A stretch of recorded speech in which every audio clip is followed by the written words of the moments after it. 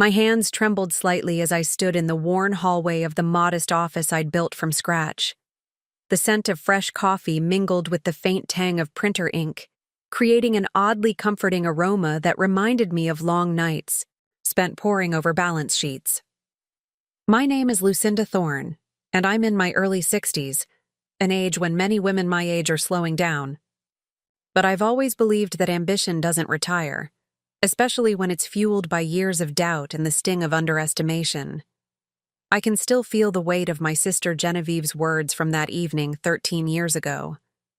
Lucinda, you're too dumb for business. You'll never understand the numbers.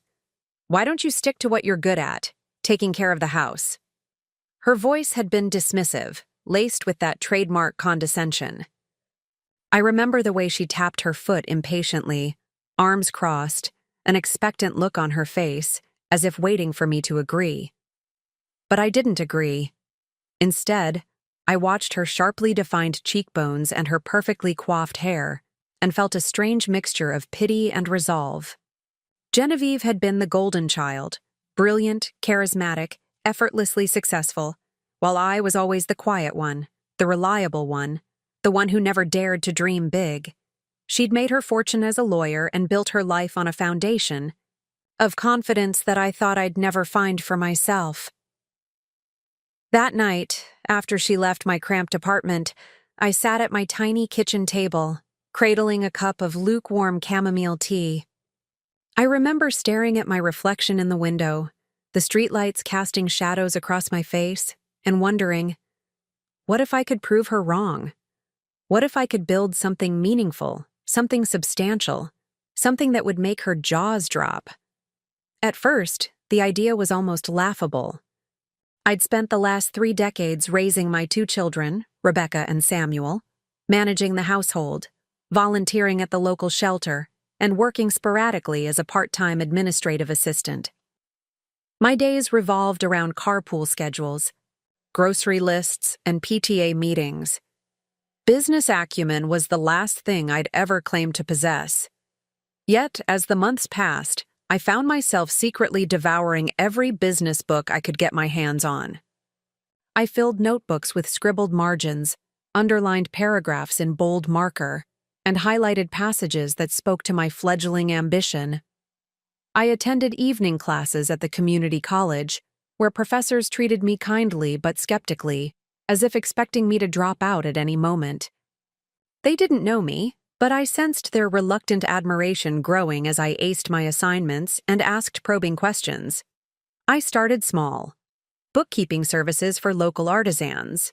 I'd sharpened my math skills, learned the basics of tax codes, and discovered a knack for organizing ledgers in ways that made small business owners breathe easier. Word of mouth spread slowly, like ink bleeding through water. Soon, I was juggling 5 or 6 clients, balancing their receipts, reconciling their accounts, and offering them down-to-earth advice on managing cash flow. In the beginning, I would go to each client's shop in the early morning, carrying my battered leather satchel full of spreadsheets, calculators, and ledger books. The shopkeepers, mostly immigrants or older couples, welcomed me with cautious smiles. They'd hunch over their counters, wiping calloused hands on worn aprons as they squinted at me in surprise. An older woman with salt and pepper hair tied back in a simple bun, prescribing business jargon as if it were a magic tonic, but I wasn't. Magic. I was sheer determination. I refused to let my hands shake when I entered their cramped workspaces. Instead, I smiled and said, "Let's make sure this December isn't your first profitable month in a long while." Then, I set to work, sorting receipts, analyzing expenses, and drafting budgets. By the time I left, my clients were leaning forward, eager to hear my assessment, and I felt a rush of triumph each time they nodded in understanding. A year after that fateful night with Genevieve, I had 6 steady clients and a small savings account that felt like a fortune.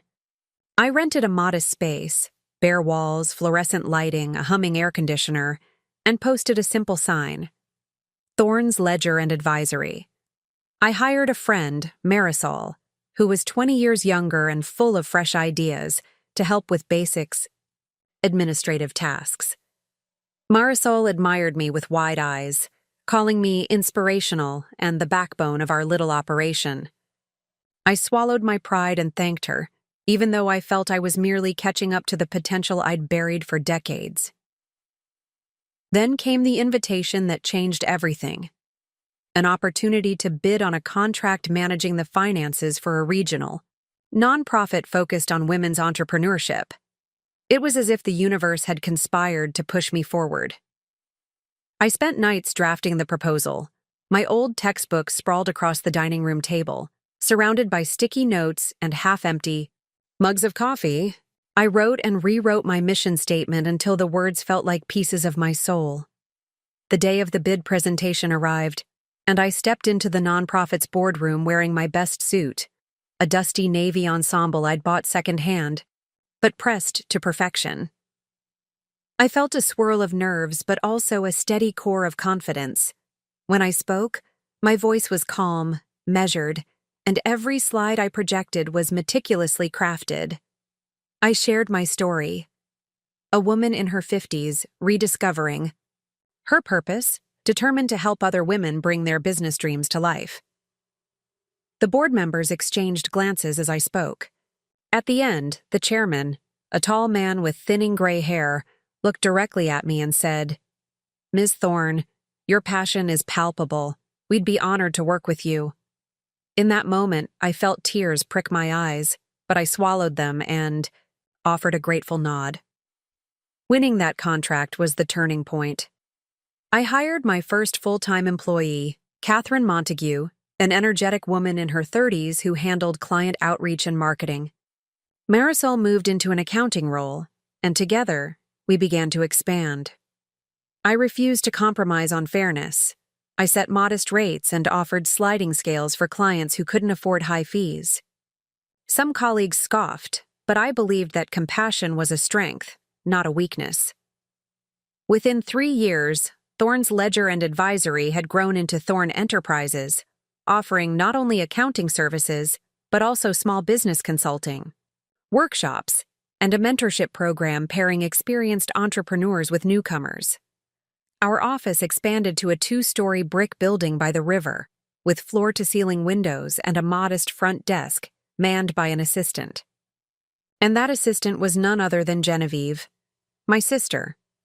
I still remember the day she showed up, clad in a pencil skirt and an expensive silk blouse, her hair pulled back in a crisp ponytail. She looked at me coolly as I offered her a cup of tea in the reception area we'd just painted pale blue. Her shoulders were tense, and her eyes flicked around the room, as if taking in every detail that proved I'd succeeded. "Lucinda," she said, voice clipped, "I need a job. Something entry-level. I'm between positions." She inclined her head, not waiting for me to respond. My heart hammered. I remembered her words, the barbs about my supposed incompetence. I could have said no. I could have turned her away, watched her eyes widen in shock, and felt a sense of vengeance. But then I remembered who I was and what I believed in. So I took a steadying breath and extended my hand. "I have an opening at reception. If you'd like to apply. You're welcome to join tomorrow at 9. The shock on her face was the closest I'd come to satisfaction in years. "Of course," she said, then turned on her heels and left before I could add anything. The next day, she arrived precisely at 9, her designer heels clicking on the polished hardwood floor. I watched from my office as she sat behind the reception desk, straightening a stack of brochures and practically vibrating with barely concealed irritation. I told myself to keep my distance and let her adjust. Days turned into weeks, and Genevieve performed her duties with clinical efficiency, answering phones, greeting clients, and directing inquiries. But something was off. She bristled at the sight of the older clients who came in, clutching worn leather portfolios and looking grateful but nervous. When I passed by to say hello, she barely acknowledged me. It was as though every movement reminded her of her earlier dismissal of my abilities. I focused on my work.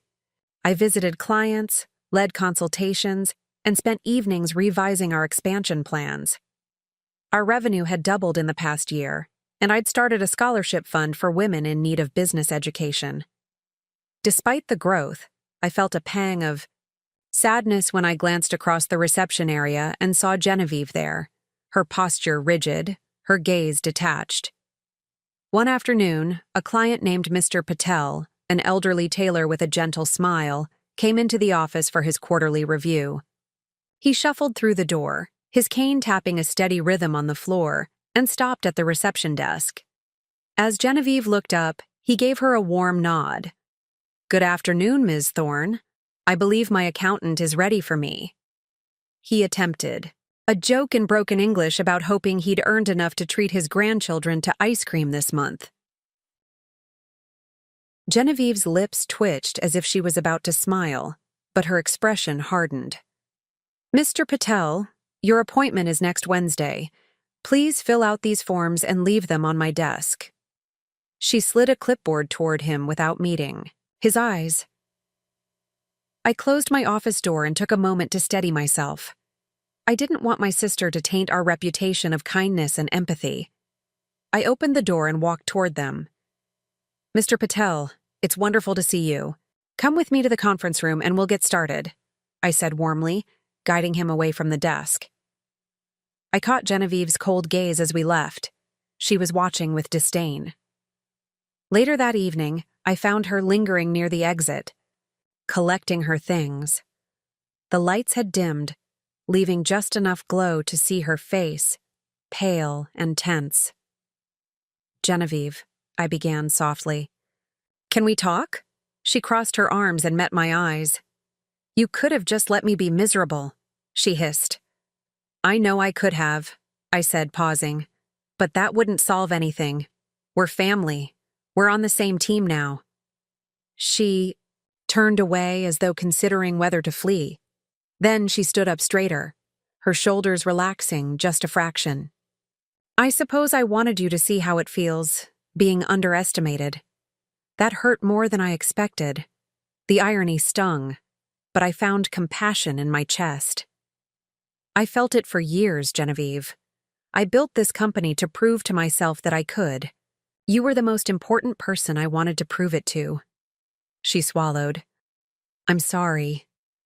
It was the first time I'd heard genuine remorse in her voice, but pride kept me from softening too quickly.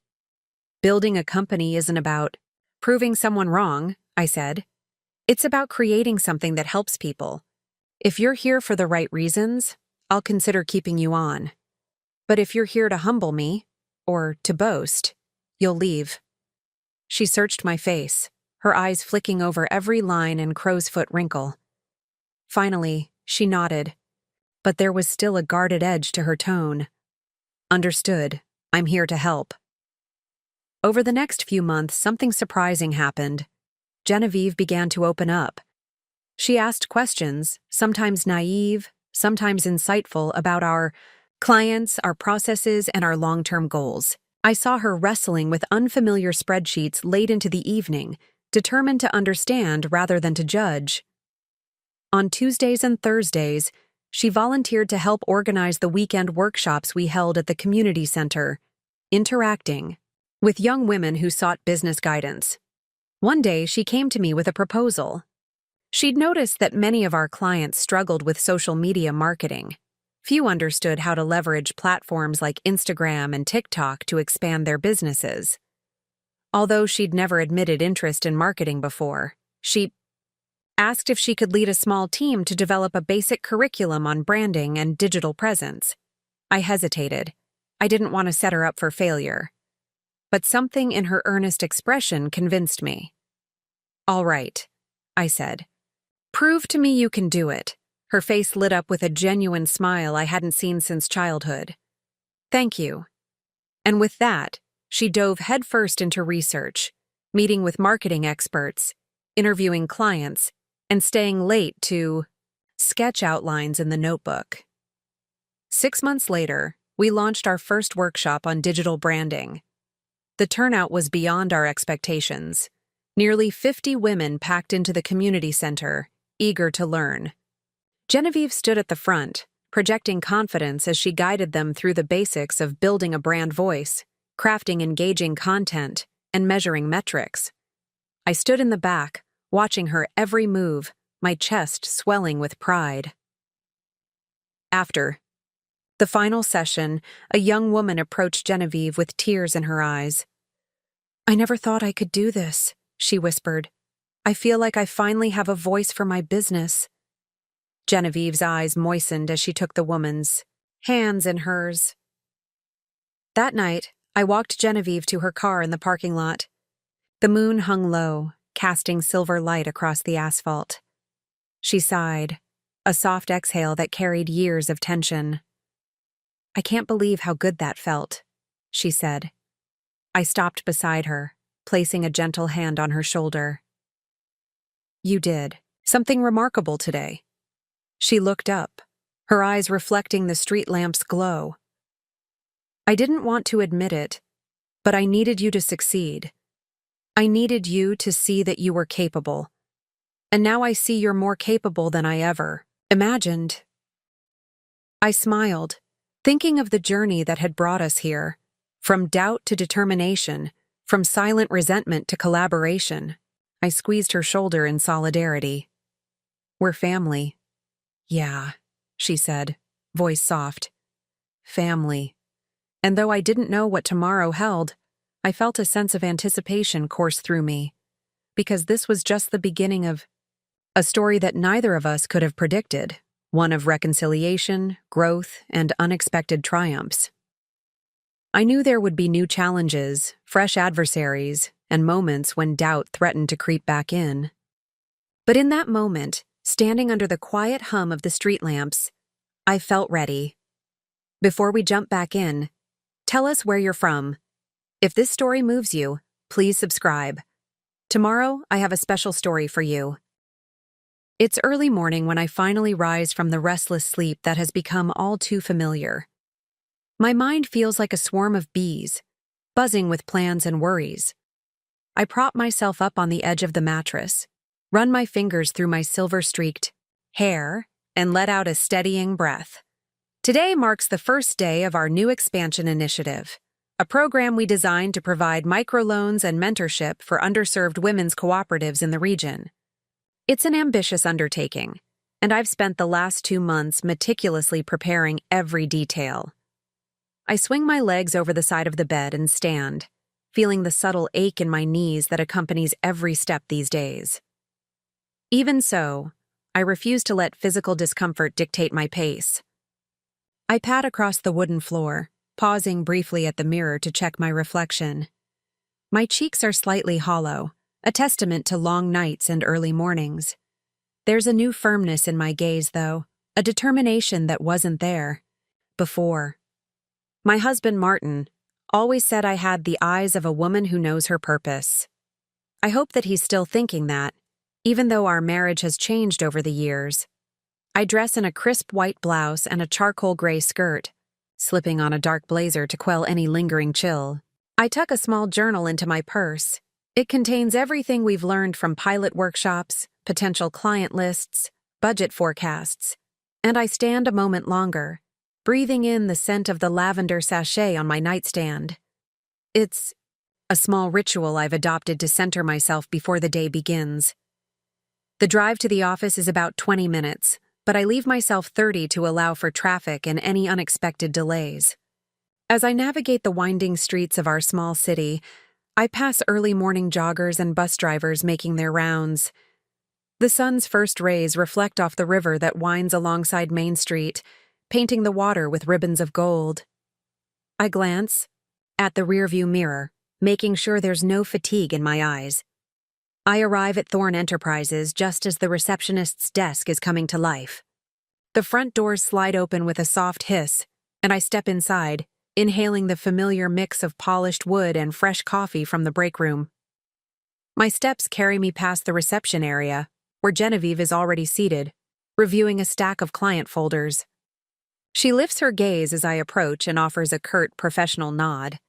"Good morning," I say, hoping to sound warmly maternal rather than stern. She nods again, the corners of her mouth twitching into something resemble a polite smile before disappearing. Good morning. She's wearing an impeccable navy suit, her hair sleek, and her makeup applied with the precision of a seasoned journalist. Over the past year, she's transformed from an embittered outsider in this building to someone who's begun to accept her role here. But I still see that tension beneath her composed exterior. A child's fear that any sign of weakness will invite judgment.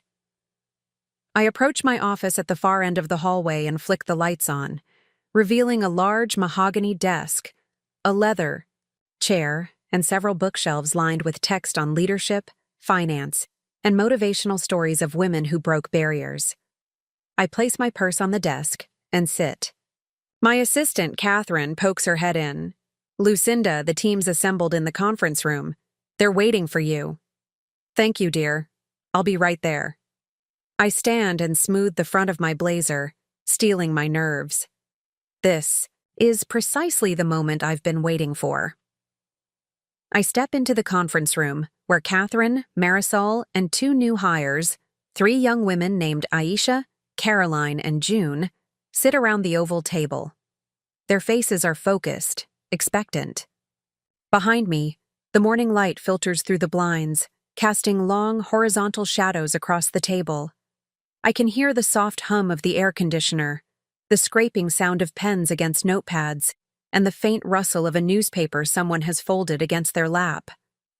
I inhale deeply and let the tension ease slightly. Good morning, everyone. I begin, my voice steady despite the faint tremor I feel in my stomach. Thank you all for being here. As you know, today marks the official launch of our microloan initiative for women's cooperatives. Over the last 2 months, we've refined our eligibility criteria, secured funding, and established partnerships with community leaders. Our goal is to empower women who have been historically overlooked by traditional lending institutions. We believe that with even a small infusion of capital and proper mentorship, these women can transform not only their businesses, but their entire communities. Heads nod around the table, and I allow myself a small, triumphant smile. I glance at the timeline I've printed and placed at the head of the table. With a quick gesture, I slide it toward Marisol, who unfolds the sheets and begins to read. First, we'll host an information session this Saturday at the Women's Resource Center. We have flyers distributed throughout local markets, churches, and schools. Aisha's team will handle outreach and ensure we provide transportation vouchers for those who need it. Caroline, you'll be in charge of coordinating the guest speakers. We have 2 local entrepreneurs lined up, Sonia Patel and Miriam O'Leary. June, you'll help manage on-the-ground logistics, ensuring signage, seating arrangements, and refreshments are all set up for the event. As I outline the responsibilities, I feel a surge of pride. There's a tangible energy in the room, a sense that we're part of something larger than ourselves. Each of these women carries her own story of struggle and aspiration. In sharing their talents, we're crafting a network of support that extends far beyond our office, beyond even the microloans we're about to distribute. But as confident as I appear, there's a whisper of doubt in the back of my mind. What if we've overcommitted? What if the funds fall through? What if the women we intend to help are wary of our intentions? These questions swirl like storm clouds, threatening to rain on our parade. Yet I force myself to focus on the faces before me, eager, determined, and trusting. Excellent, I say after covering each detail. Let's reconvene on Wednesday to review our progress and address any challenges. Remember, our mission is to listen first, to understand the specific needs of each group we work with.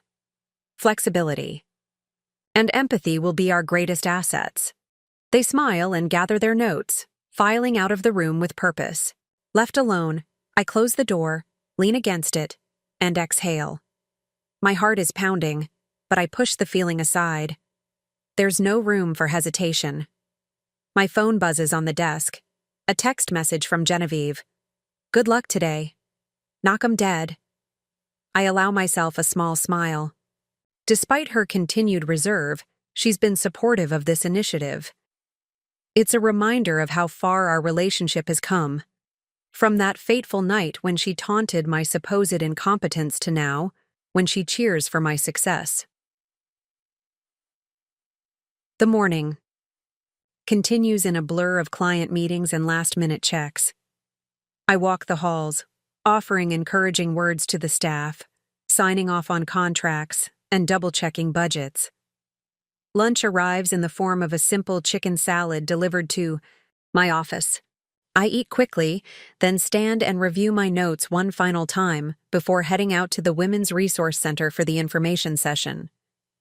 The center is a modest building on Elm Street, a single-story brick structure with large windows and a welcoming sign that reads, "Empowerment for All." I step inside to find chairs arranged in neat rows facing a raised platform. A long table draped with a blue cloth holds stacks of paperwork, brochures, and a modest pile of loan applications. Volunteers hustle about, setting up water stations and ensuring microphones are functional. In the waiting area, several women sit with their children, clutching their purses and gazing at the pamphlets on the table. Some exchange shy smiles. Others stare at the floor with a mix of apprehension and curiosity. I take a deep breath and approach them. "Hello, I'm Lucinda Thorne," I say, extending my hand to a middle-aged woman wearing a faded sari. "Thank you for coming. I know, it's not easy to step into a room like this with so many unknowns. My hope is that by the end of today, you'll have a clearer picture of how we can help you build or grow your small business." The woman's shoulders square as she nods, and her eyes flicker with gratitude. I greet each person with similar warmth, noting the diversity of backgrounds: immigrant seamstresses, single mothers selling homemade jams, childcare providers, and aspiring artisans. I can feel the weight of their hopes and fears resting on my shoulders. When the hall fills to capacity, I step to the podium and tap the microphone. The hush that falls over the audience is deafening in my ears, a reminder of the gravity of this moment. "Good morning," I begin, my voice steady. "I'm honored to stand here today on behalf of Thorne Enterprises. For years, we've offered accounting and advisory services, but now we're taking our mission one step further. We believe that women in our community deserve access to the resources they need to thrive. Whether you're a single mother juggling childcare and work, an immigrant trying to build a new life, or someone with a dream that's still waiting to take flight, we're here to listen and support you." I pause, scanning the room. I catch one woman wiping tears from her eyes, a crack in her usual stoic facade. In that instant, I remember my own journey, the uncertainty, the late-night study sessions, the sting of my sister's doubt. If I, at my age, can pursue a dream, they can too. Today, we're here to walk you through our microloan program, our mentorship model, and most importantly, to hear from you. We want to understand your needs, your challenges, and your aspirations. Two local entrepreneurs, Sonia and Miriam, step forward to share their stories.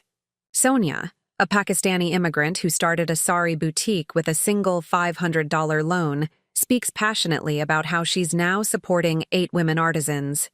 Miriam, a single mother who spun her home-based embroidery business into a thriving enterprise, describes the importance of community and mentorship. Their narratives resonate, and the room hums with quiet inspiration. Afterward, I open the floor to questions. Hands shoot up, some trembling, some steady. The first question comes from a young woman named Rosa. "How do we apply for a loan? And what if our business idea fails?" "Great question," I say, leaning into the microphone. "We've designed our loans to be manageable. We offer amounts from $500 to $2,000, depending on your needs and your business plan. We also provide financial education workshops to ensure you understand repayment schedules, budgeting, and marketing. And if your business hits a rough patch, we're here to connect you with mentors who've faced similar struggles. The last thing we want is to leave anyone behind." She nods, visibly reassured. Over the next hour, I answer questions about interest rates, repayment timelines, and the mentorship network. At one point, a woman with a young child perched on her lap asks if I'm married. I smile and respond, "Yes, I am. My husband Martin has been my rock throughout this journey."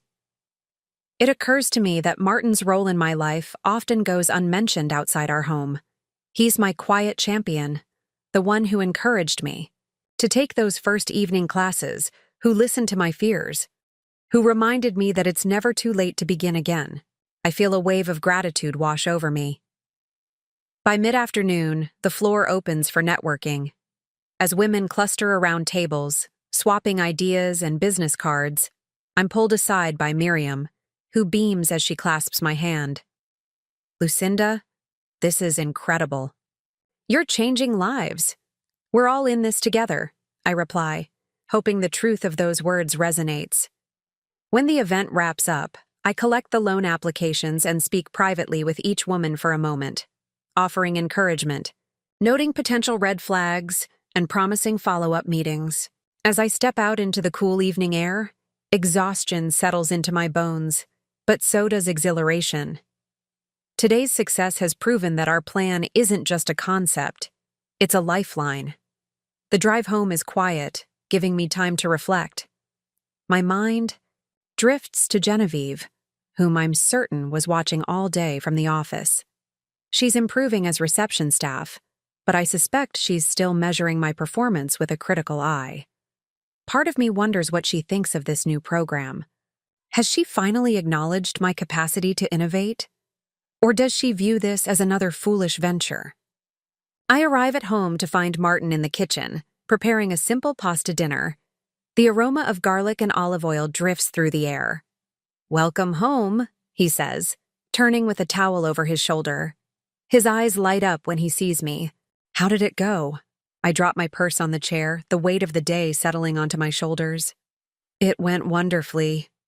We had over 60 women attend, and I think we'll easily meet our loan application targets for the quarter." He sets a plate in front of me and sits.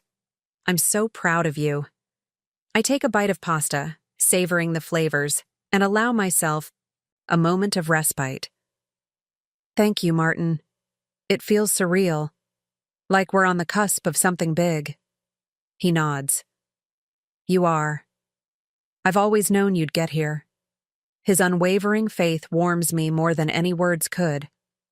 After dinner, I retreat to the living room with my journal.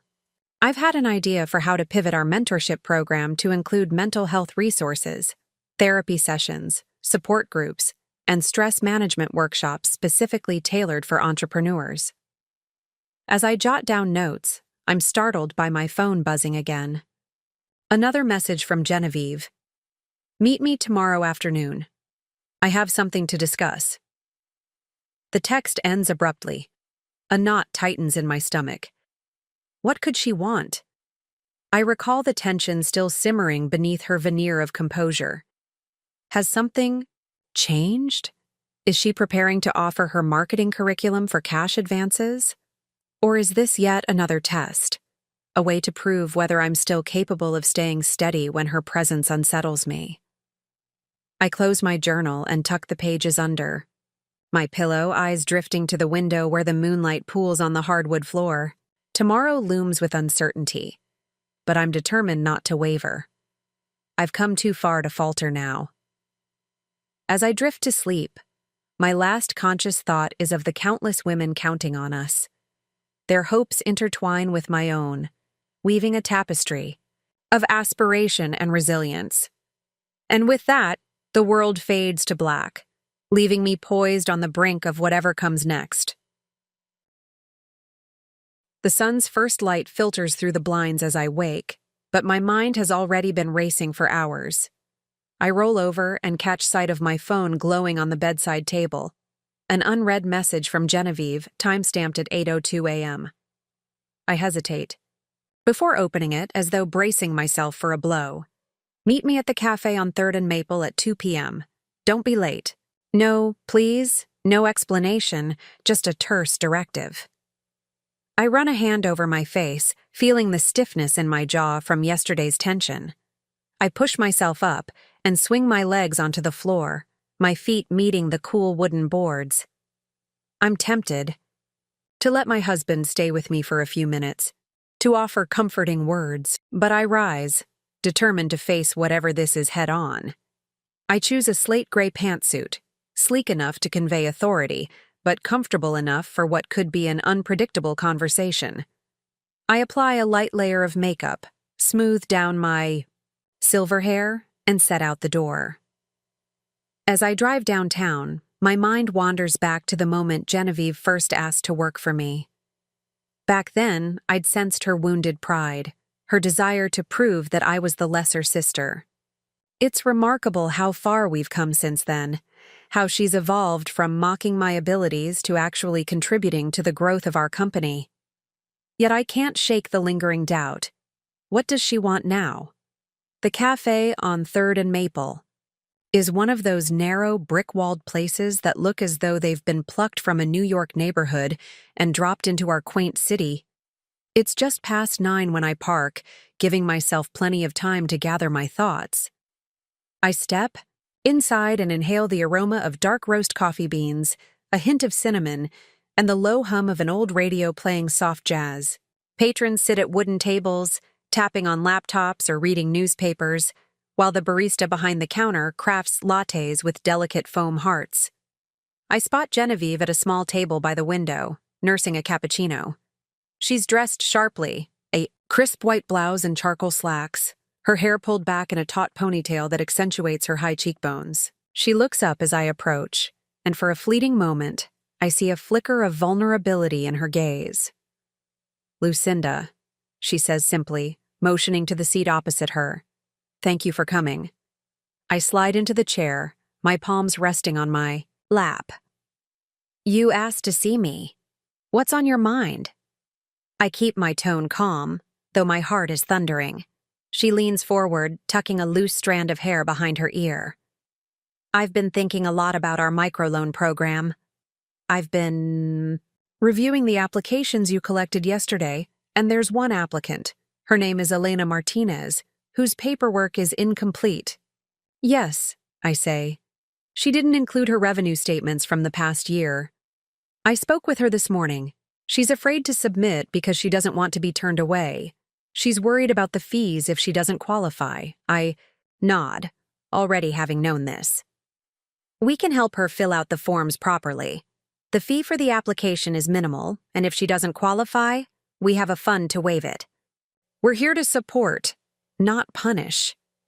Genevieve pauses, as though searching for something in her mind.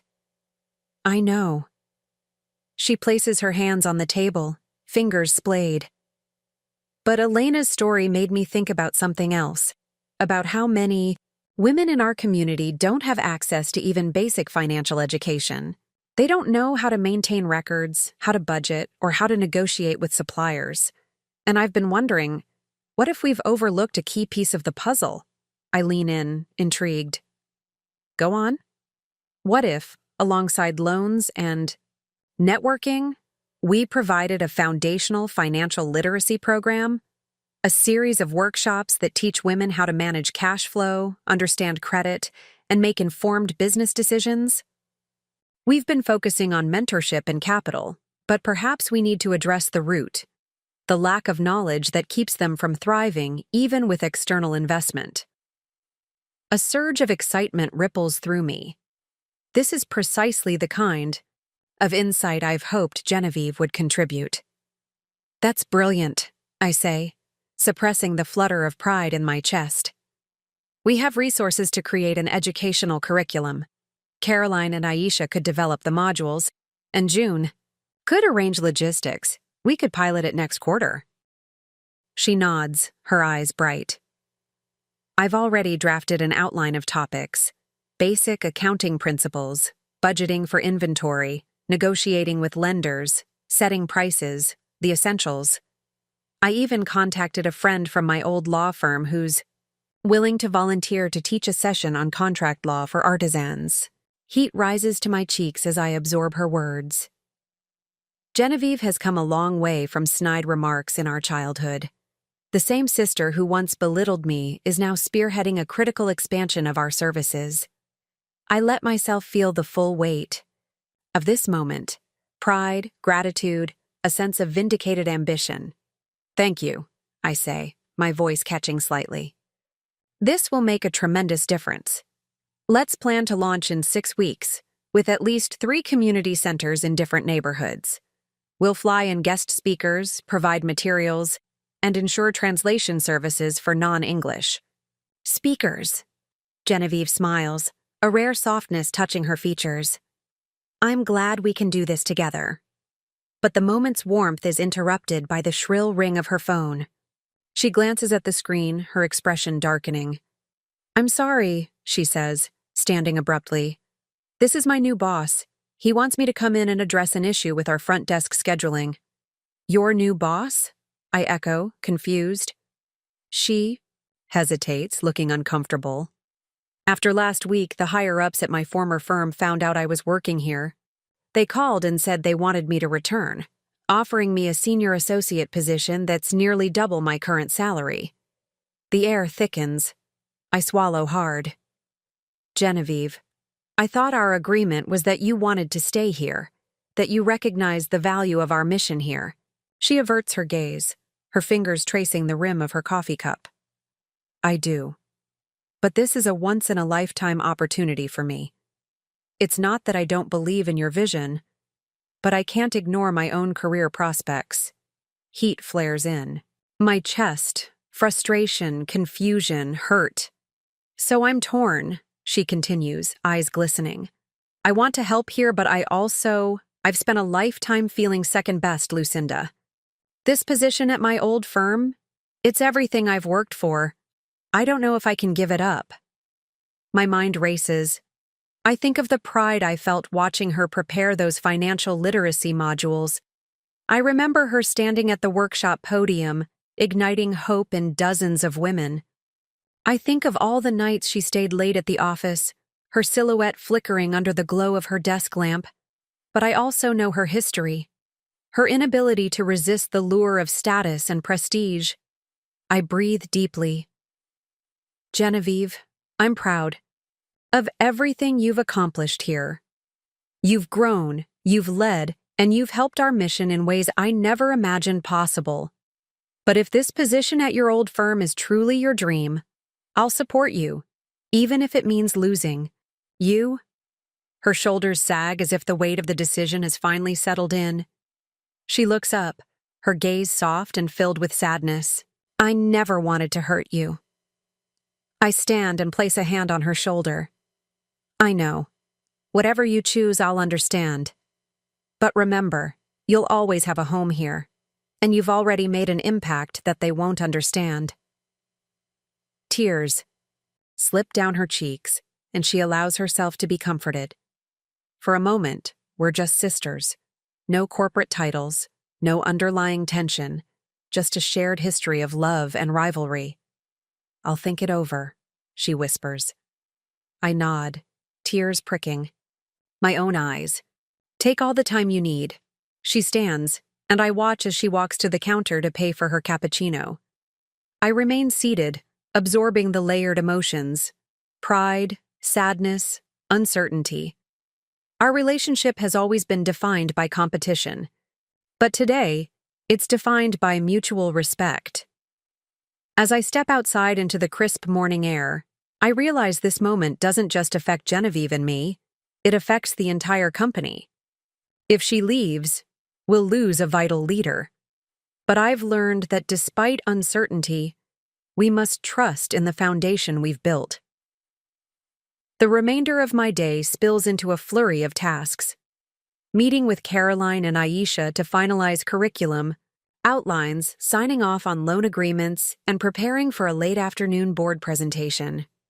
My nerves are frayed, but I channel the tension into productivity, reminding myself that leadership demands composure even when the ground shifts beneath you. By late afternoon, a small earthquake rattles the edge of the city, sending tremors that rock the office. Papers flutter off desks, and chairs skid across the floor. I dive under a conference table, heart leaping into my throat. Marisol calls out, her voice shaky. Is everyone all right? Moments stretch into eternity until the tremors subside. We emerge, shaken but unharmed. The building's sprinklers activate automatically, drenching the conference room in a sudden downpour that leaves us drenched. Let's evacuate, I shout over the noise, leading the team down the emergency. Staircase! What about the board presentation? Catherine shouts. Postpone! I cross through the courtyard, the wet lawn shimmering under the floodlights as the sprinklers continue their surprise torrent. As we gather outside, huddled in robes of water-soaked suits and blouses, one of the construction workers parked nearby says, "That was a 5.7 magnitude. Everyone okay?" I ask, checking faces. They nod, some trembling, all shaken. I take a deep breath and pat Marisol on the back. We've faced worse hurdles. We'll rebuild. Little do I know, the quake isn't just a physical disruption, but a harbinger of deeper tremors to come. Test after test that will challenge my leadership, my convictions, and the fragile peace between Genevieve and me. Yet in that moment, standing beneath the open sky with water dripping from my hair, I remind myself, storms pass. What matters is how we rise in the aftermath. Tomorrow, I will call Genevieve. I will remind her that while opportunities may knock, not all doors are worth opening if they lead away from your true purpose. I will face the board again, frightened, yes, but resolute. And when we return to our clients, I will do so with renewed determination, fortified by the knowledge that adversity, whether personal or natural, reveals the strength we carry within. The ground may tremble beneath us, but I will not falter. Tomorrow. The word echoes in my mind as I sip my coffee, the bitter liquid grounding me against the swirl of yesterday's chaos. I'm standing in the back garden, the early morning sun casting long shadows over the lavender bushes I planted last fall. The earth feels solid beneath my feet, a reassuring contrast to the tremors that rattled the city just 24 hours ago. I glance at my phone, rehearsing the words I'll use when calling Genevieve. A mixture of empathy, encouragement, and firm resolve. It's 7:15 a.m., and already there's movement in the house. Martin's light steps echo through the hallway, and I know he's making tea for both of us. He's been my silent partner, offering support without judgment since I embarked on this venture. If anyone understands my tumultuous relationship with Genevieve, it's him. I slide the phone from my pocket, my thumb hovering over the contact name. But before I can dial, a knock at the back door draws my attention. Catherine stands there, her face pale, her posture stiff as a board. Catherine? What's wrong? I ask, stepping aside to let her in. I just came by to check on you. I saw on the news that another aftershock hit an hour ago.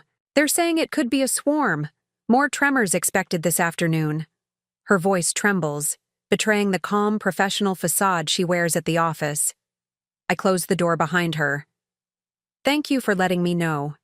I've already instructed everyone to work from home today until we can assess the building's integrity. How are you holding up? She runs a hand through her loose curls, her eyes glistening. I'm fine. Just worried about everyone at the office and about you. I offer a gentle smile, though there's a knot in my chest I can't shake. We'll be all right. I've arranged for an engineer to inspect the building at noon. Until then, we'll operate remotely. Go back home, Catherine. Check on your family. We'll touch base later. She nods and turns to leave, but pauses at the door. Be careful, Ms. Thorne. I watch her leave, then make my way to the back porch where a small table holds my keys and a leather-bound notebook. I scribble a note for Martin, telling him I've stepped out and to check on me later. Today, I need to face the world and Genevieve. The drive downtown is tense. The streets look ordinary at first glance, a few cracked sidewalks, streetlights swaying in a lazy breeze, cars unfolding metal while their drivers stand outside. peering at the sky as if expecting another quake at any moment. When I turn onto Maple Street, I feel my pulse quicken. Genevieve's old law office sits in a brick building with large windows that reflect the midday sun. A sleek modern sign reads, McAllister, Chambers and Thorne, an intentional demotion of my sister's name, I assume, chosen for appearances. It's a bitter irony. Her name still carries weight here, but in a firm that is not her own. I park in a shaded spot near the entrance and step out, inhaling a steadying breath of warm air. My hands remain folded in front of me as I push open the glass door. The lobby is pristine. Marble floors, polished brass accents, a large bouquet of flowers on a pedestal. It's the kind of sterile elegance I once envied, a far cry from the lived-in warmth of our own office. A receptionist looks up, her expression curt. Ms. Thorne, Dr. Reyes will see you now. Her eyes flick momentarily to a framed photograph behind the desk, Genevieve's smiling face at her law school graduation.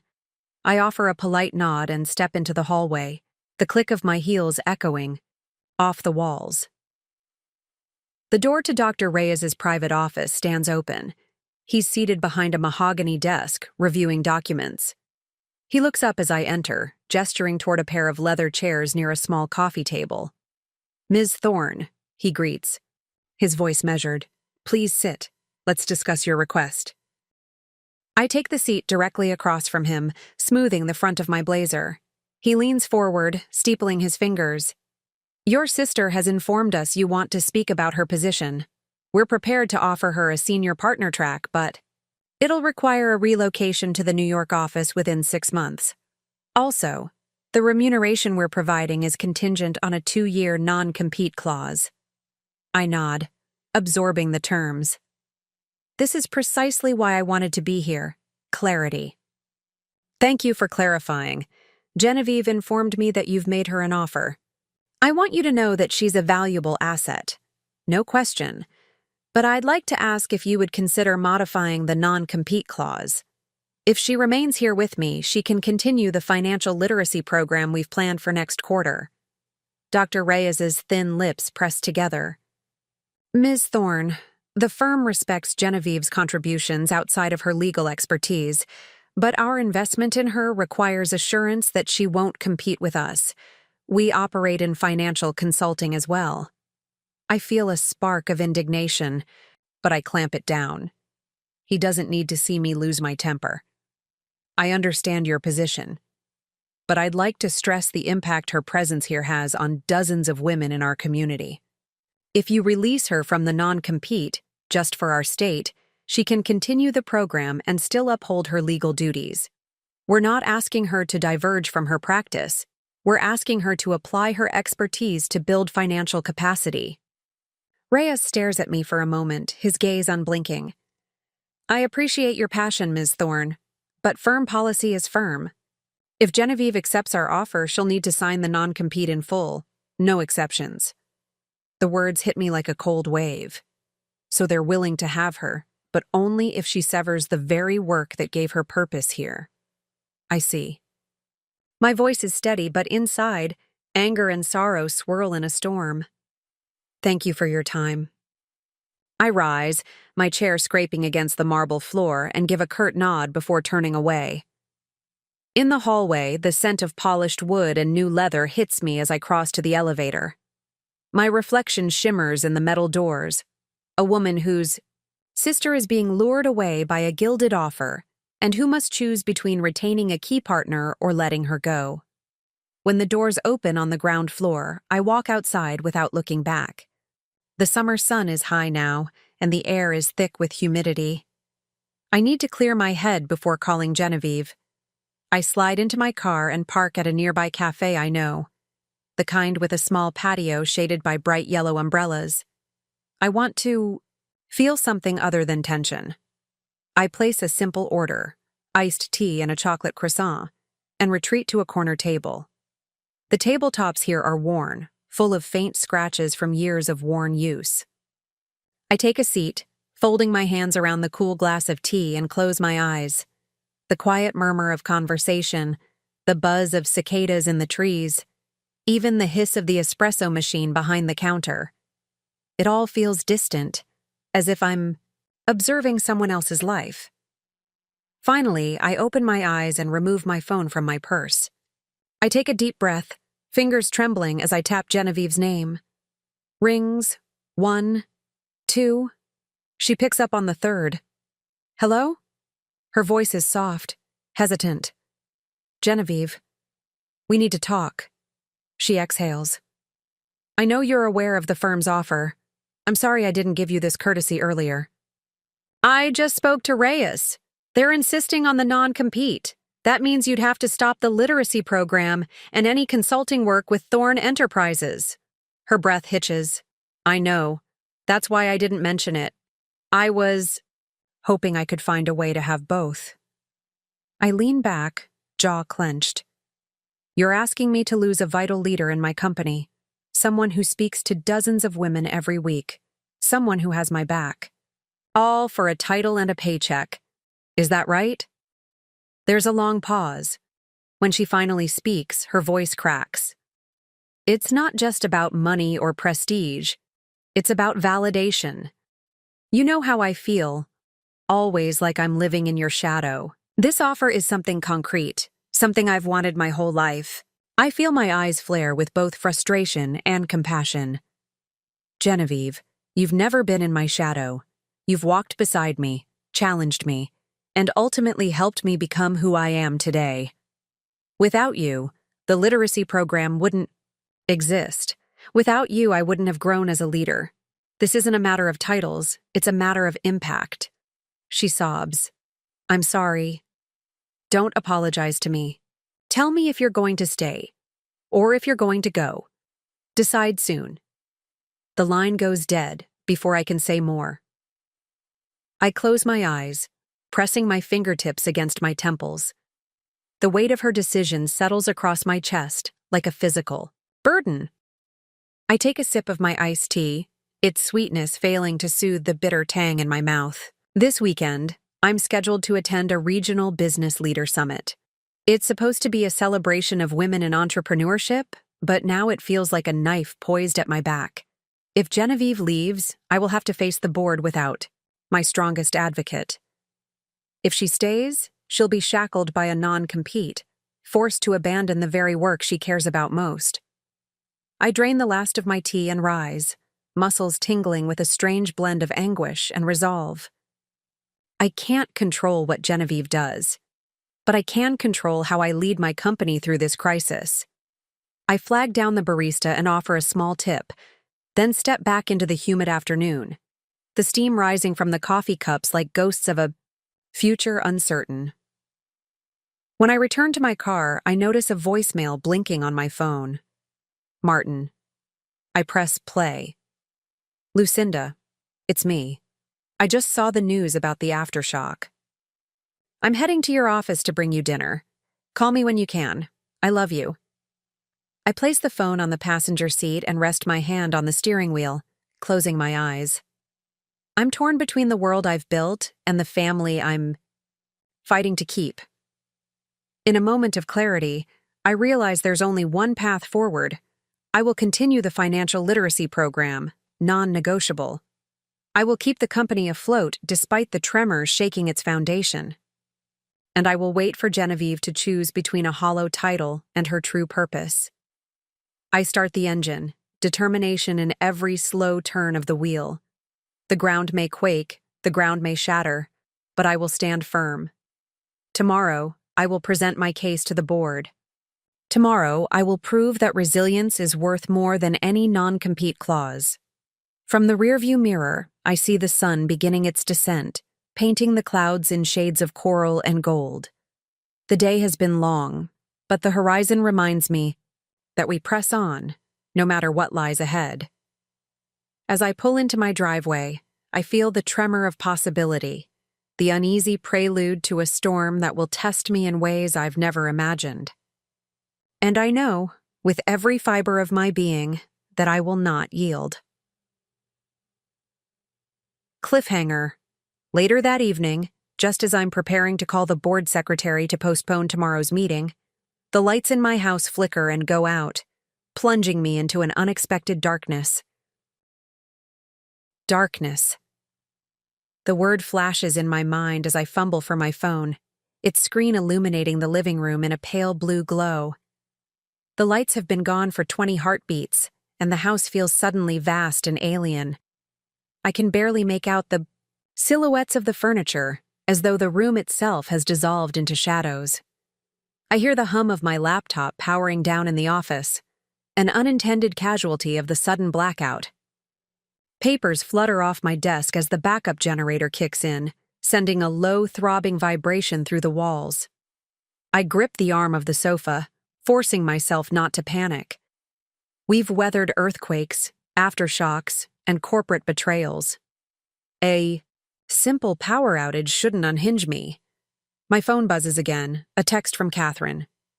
Everyone in the office lost power too. The backup generator is down. Board meeting postponed, pending emergency repairs. I exhale, relief evident on my shoulders. The board meeting can wait, but first, I need to reach Martin. I step cautiously through the darkness, guided only by the glow of the phone, and reach the living room door. "Martin?" I call softly. The silence stretches before him, bringing an answer. At the top of the stairs, I see a pair of shadows. My husband and our golden retriever, Hazel. Martin's shape tilts down, and I hear the rustle of footsteps in the hallway. "Lucinda?"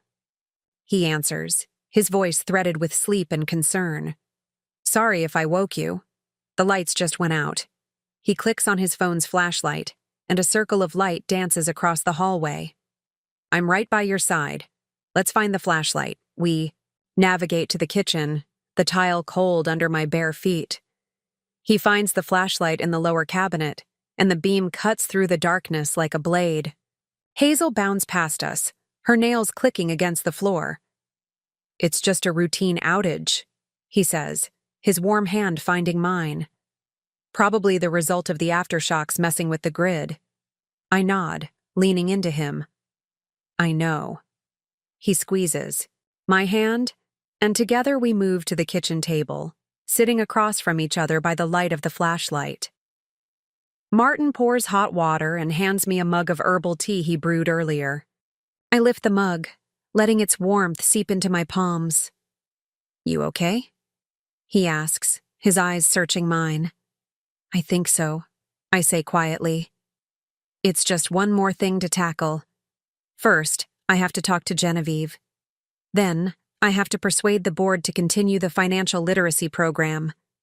Then, who knows what else." Martin reaches across the table, brushing a stray lock of silver hair behind my ear. "You're strong. You've done it all before, and you'll do it again." I try to believe him, but in the quiet darkness, a new doubt coils in my chest. What if this blackout is emblematic of a greater crisis? One that could plunge my entire world into uncertainty. The next morning, the lights return with a soft thrum, and the hum of air conditioners and refrigerators brings the house back to life. I exhale, rolling my shoulders. Today is the day I make my case to the board, and I refuse to let any lingering fear slow me down. After a quick shower and a strong cup of coffee, I step into my office. The building's lights are back on, but the damage from yesterday's quake is still evident. A small crack snakes along the drywall in the conference room, and a stack of chairs leans at an odd angle by the reception desk, as though frozen. Mid-motion, Catherine stands in the hallway with a clipboard, her expression serious. "Good morning," she says quietly. "I've spoken with the engineer. The crack in the drywall is superficial, but he wants to check the structural supports in the basement before we fully reoccupy the conference room." I nod, already anticipating this. "Thank you, Catherine. In the meantime, where will we meet?" She glances at my desk, where my laptop rests under a layer of dust from last night. I've reserved the small library room down the hallway. It's a bit cramped, but it should work for now.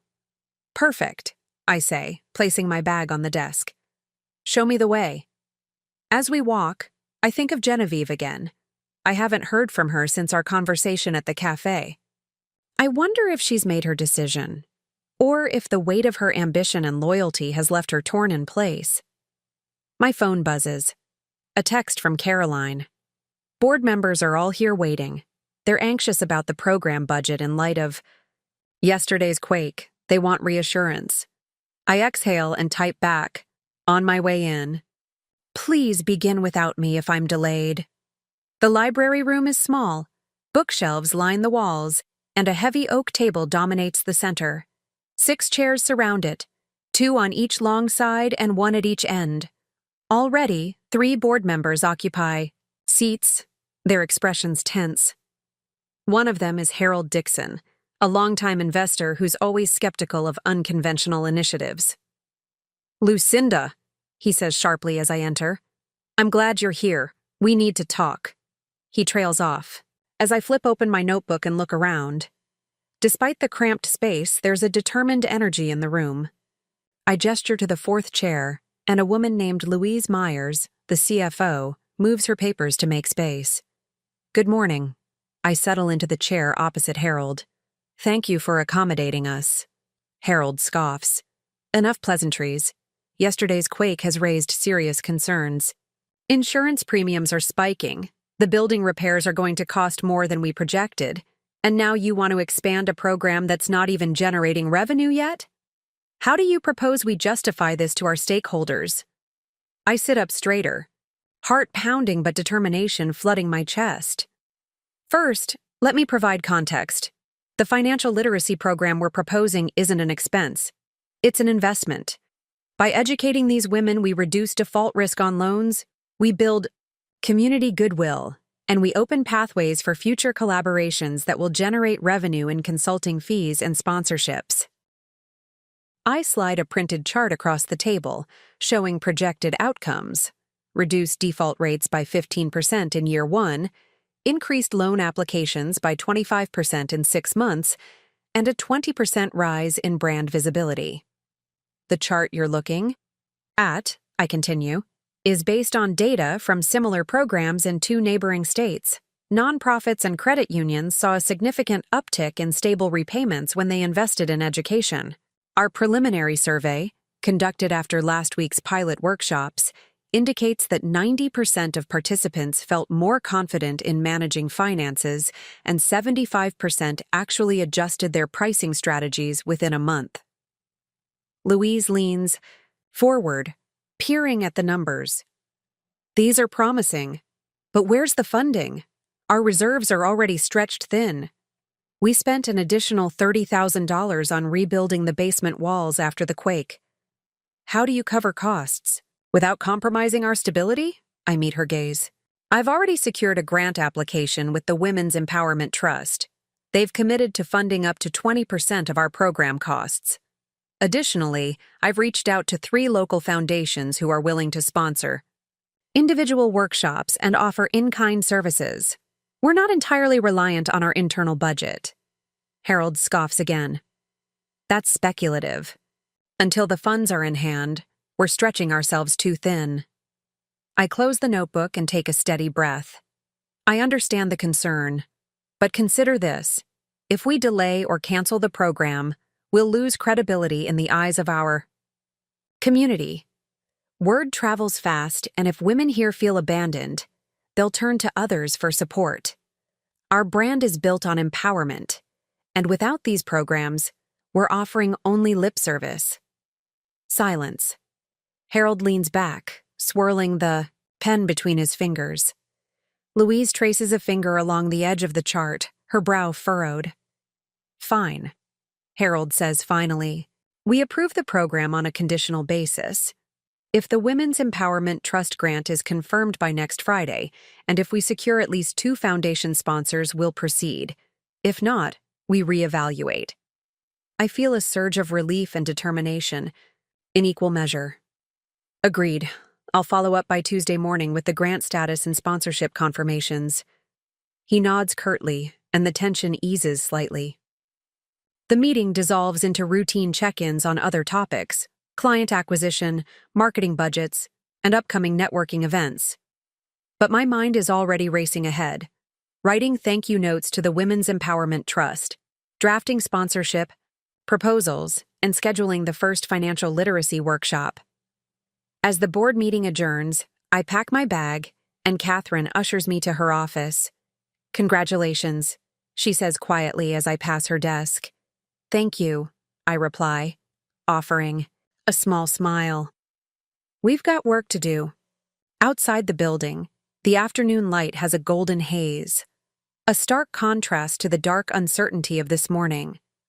I feel buoyed by the board's conditional approval, but there's still so much to secure. I climb into my car, determined to tackle the next task, following up with the trust.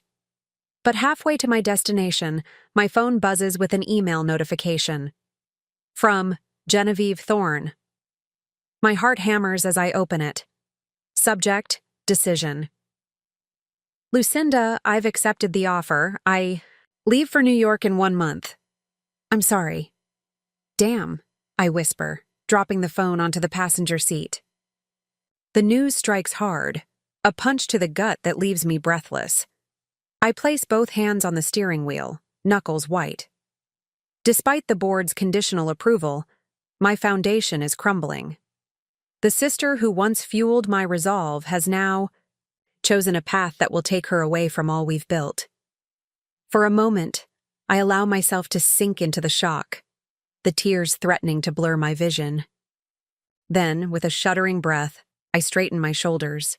I will not let her departure cripple me. I start the car and drive toward the Cochrane Building, home of the Women's Empowerment Trust. A new resolve infuses me. If Genevieve won't stand beside me, at least I will stand for the women she champions. Their futures demand nothing less.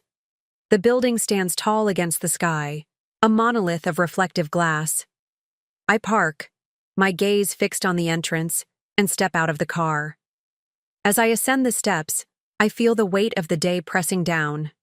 The thigh, Quake's aftershocks, the board's conditional trust, and now Genevieve's departure. Yet despite it all, a spark of determination remains. Because no matter how many walls crumble, inside me is an unshakable truth: resilience. I walk through the revolving doors and step into a marble lobby. A receptionist greets me with a smile you could land a plane on. I offer my name and the purpose of my visit.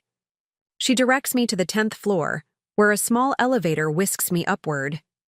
In the elevator, I stand between two professionals in pinstripe suits, their faces reflecting my own sense of urgency. When the doors open, I step onto the plush carpet of the women's floor. It's a gallery of black and white photographs highlighting women's achievements, marching on the steps of Congress, opening firsts in STEM fields, leading picket lines. The images pulse with spirit. I reach the office of Ms. Danielle Cochrane, director of the trust. The door bears her name in elegant lettering: D. Cochrane, M.A., Ph.D. I knock lightly, and when she calls, "Come in," I enter. She stands at the window, looking out over the city. When I speak her name, she turns, her smile warm but professional. She's in her 50s, her gray hair pulled into a loose bun, and her eyes gleam with intelligence. "Ms. Thorne, please, have a seat." I sit, unfolding my notes and presentation packet. "Thank you for seeing me on short notice." She nods, offering a glass of water. I take a sip, feeling its coolness soothe my parched throat. "I know you've already seen our preliminary proposal, but I wanted to discuss some new developments." I hand her a copy of the email from the board, including the conditions of approval. Her brow furrows as she reads. She looks up, concern in her eyes. "An earthquake? Is everyone safe?" "Everyone is safe. We're assessing the damage, but the building is sound. The board has given conditional approval for the program, pending confirmation of funding." She leans back, steepling her fingers. "That's excellent news, but I see you're worried about something else." I exhale. "My sister, Genevieve Thorne, was leading our financial literacy program. She's chosen to accept a position at her old firm in New York. She'll be leaving in 1 month." Dr. Cochrane's eyes soften with empathy. "I'm sorry. know she's brilliant and capable, but her departure leaves a void. We need her expertise, the curriculum she's built, her rapport with the community. I'm here to ask if the Women's Empowerment Trust would consider extending the grant to cover hiring a new program director or compensating for the additional resources needed to rebuild the curriculum entirely. She nods slowly. The Trust has always believed in supporting women through transitions. We'd be open to modifying the grant to include capacity building for a new director.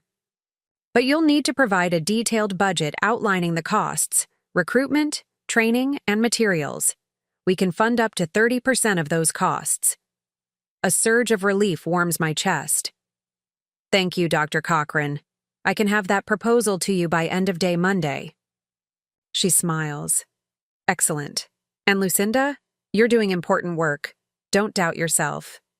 I rise, gratitude coursing through me. Thank you. As I exit the building, the afternoon sun blinds me momentarily. I pause in the plaza, closing my eyes, letting its heat warm my face. A sense of purpose settles over me.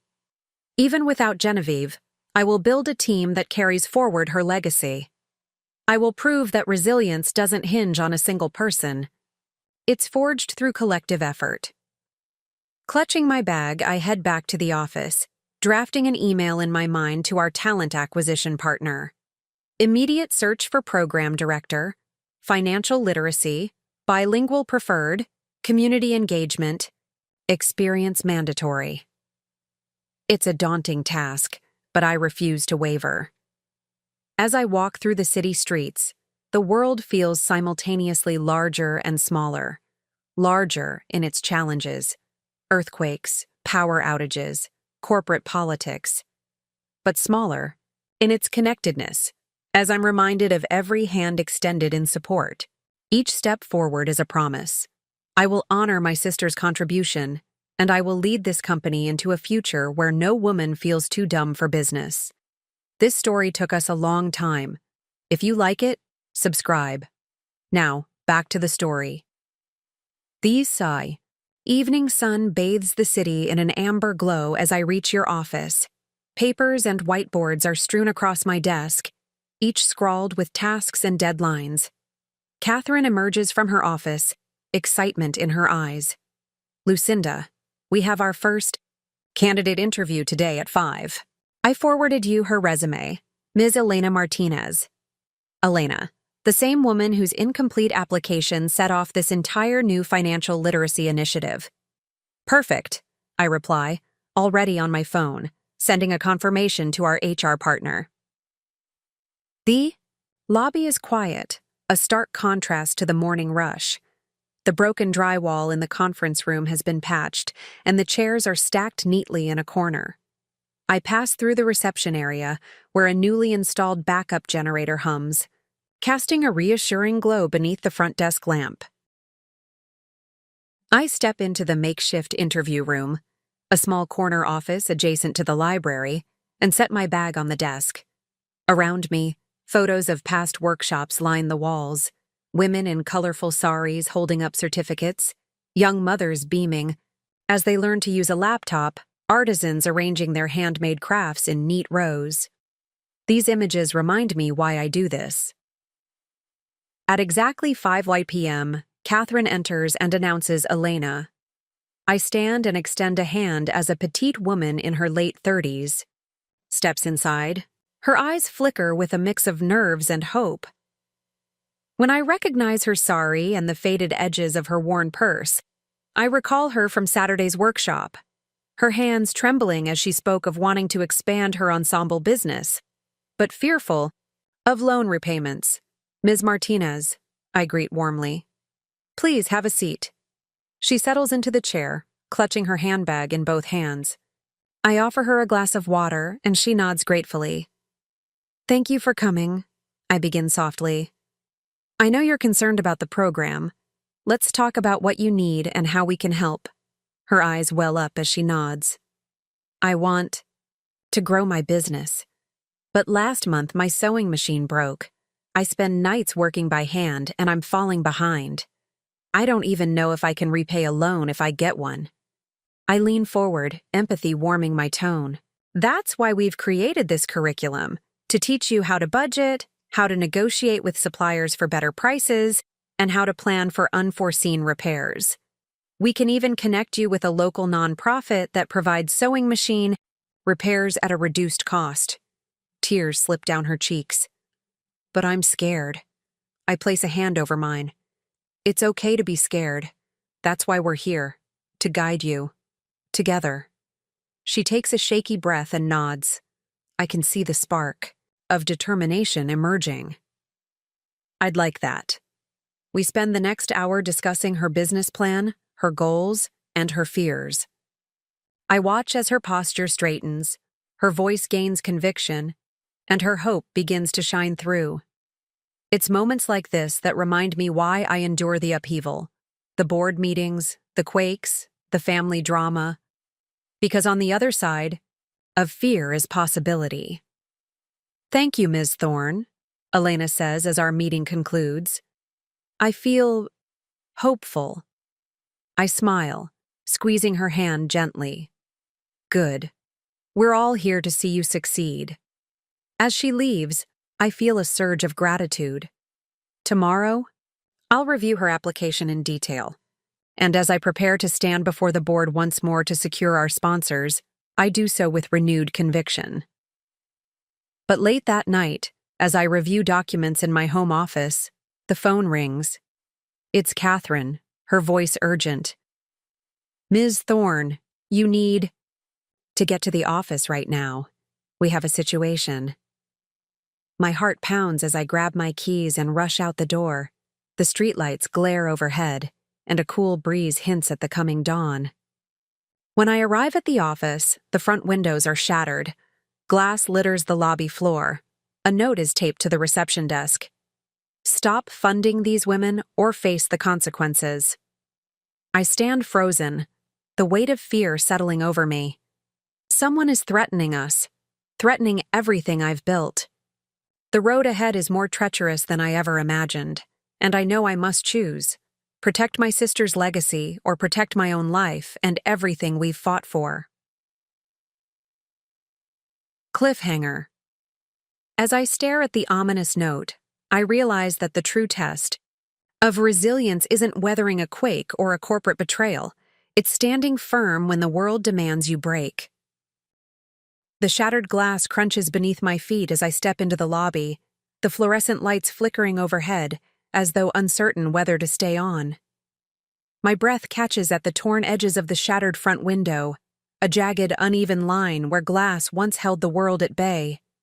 Outside, the twilight sky deepens to purple, and the only illumination comes from the flickering street lamps and a single overhead light in the break room. I survey the damage. The front desk chair has been toppled, a small pool of coffee congealing on the floor. Brochures lie scattered in disarray, pages covering images of hopeful faces, workshops, and smiling students who'll never see this day's darkness. I close my eyes, letting the noise of the glass under my shoes recede. Behind the note taped to the desk, "Stop funding these women or face the consequences," lies a threat that's as old as ambition itself, as old as the fear that powerful people have of someone else rising. Stay back, I tell myself, though no one else is here. Stay calm. I breathe deep, the cold air biting my lungs. Outside, a lone car passes by, its headlights sweeping across the broken lobby before disappearing into the distance. I turn away from the broken glass and make my way toward the reception desk, careful not to disturb any evidence. My fingertips brush against the cold metal of the note, a flimsy sheet of paper, but heavier than gold in its implications. I gently peel it from the counter, cradling it as though it were a fragile bird. Backlit by a single flickering bulb, the words seem to pulse. Stop funding these women or face the consequences. The handwriting is jagged, the letters uneven. Someone scribbled it hastily, their hand shaking perhaps with righteous anger or a twisted sense of purpose. And now, that twisted sense tangles with my own fears. Who would do this? Why? And how far are they willing to go? Lucinda. Catherine's voice trembles behind me, her flashlight beam dancing across the debris. She steps forward, her eyes round with shock. I'm so sorry. I came back to get my phone charger. I heard something. I saw the window. She flinches, as if remembering that moment. I called the police, but they said they'd be another hour. I fold the note carefully and slip it into my purse. Thank you, Catherine, I say, my voice low. Let's lock the doors, make sure no one else goes inside, and call every single person on my emergency list.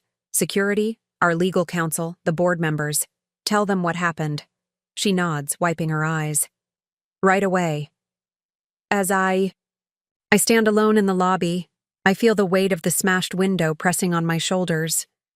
A half-formed thought aches in my chest. This is more than an attempt to scare me. It's a warning that someone wants to see this program fail. Someone wants to see these women crushed. Their fear, my fear, must be harnessed and transformed into a weapon. Resolve. I step outside into the cool evening air, the frigid wind slicing through my blazer, making me shiver. I glance down the street. Shadows pool beneath the street lamps, and passers-by hurry past, heads down, pretending not to notice. It's strange how quickly people avert their gaze when confronted with disruption. Broken glass and human fear make them uncomfortable. I brush a strand of hair from my face and send a quick text to Martin. Something bad happened. Lobbies. Been vandalized. Call police. I'm fine. I'll be home. With a deep breath, I turn and stride toward my car, every step a reminder of the road ahead. A path that's no longer straight or smooth, but fraught with broken glass and shadows. When I drive home, my hands tighten around the steering wheel. I pass by the Cochrane building, its mirrored windows gleaming like polished steel, reflecting a version of me I barely recognize. The future feels uncertain, but I know that if I falter now, I'll concede to the fear that some anonymous person wants me to feel. No, I will not. Instead, I will let this moment strengthen me. Resilience must be born of adversity, and I have endured too much to crumble now. That night, I lie awake in bed, staring at the ceiling as the hum of distant police sirens drifts through the windows. Martin sleeps beside me, his presence a steady anchor. I trace patterns on the quilt, lost in memories of every difficult decision I've made. Choosing to start this company at 60, choosing to forgive Genevieve, choosing to fight the board for every dollar of funding. Each decision was a step into darkness, a test of resilience. Now, this threat hangs over me, and I realize that it is history repeating itself. Someone, hidden in the shadows, afraid of change. But I have lived too long to let someone else's fear dictate my path. I slip from bed and slide on my robe, careful not to wake Martin. In the hallway, I find my small home office untouched by the darkness of the main office. I light a single lamp, the light warm and reassuring, and settle at my desk. On the wall, I've tacked a collage of photographs. Women who've graduated from our workshops, families who've thrived because of a microloan, artisanal markets buzzing with color and energy. I trace my finger over the faces. Sonia Patel, her sari shop now thriving. Miriam O'Leary, her embroidery designs sold in boutiques. Elena Martinez, her sewing machine humming once again. These faces remind me of who I fight for. I reach for the phone to call Elena. Her meeting yesterday left me hopeful that she'd secure a loan and a spot in the first financial literacy cohort. But then I hesitate. Is it safe to talk to her now? A threat like this means that not only my life but the lives of every woman who trusts us hang in the balance. Perhaps a few sleepless hours is a price to pay if it ensures their safety. Instead, I open my laptop and begin drafting a letter to our supporters. The words flow steadily, each sentence crafted to spur action without revealing too much fear. I explain that despite the vandalism, our mission remains unchanged. We will continue to provide financial education and microloans, but we need their support more than ever. Every donation, every volunteer, every word of encouragement will be a barrier against those who want to see us shut down. I pause, staring at the blinking cursor. Is this enough? The fear in my chest tightens. But then I recall something my mother used to tell me. When the world trembles, you must anchor yourself to your truth. My truth is that no woman is too dumb for business. And no audience is too frightened to learn.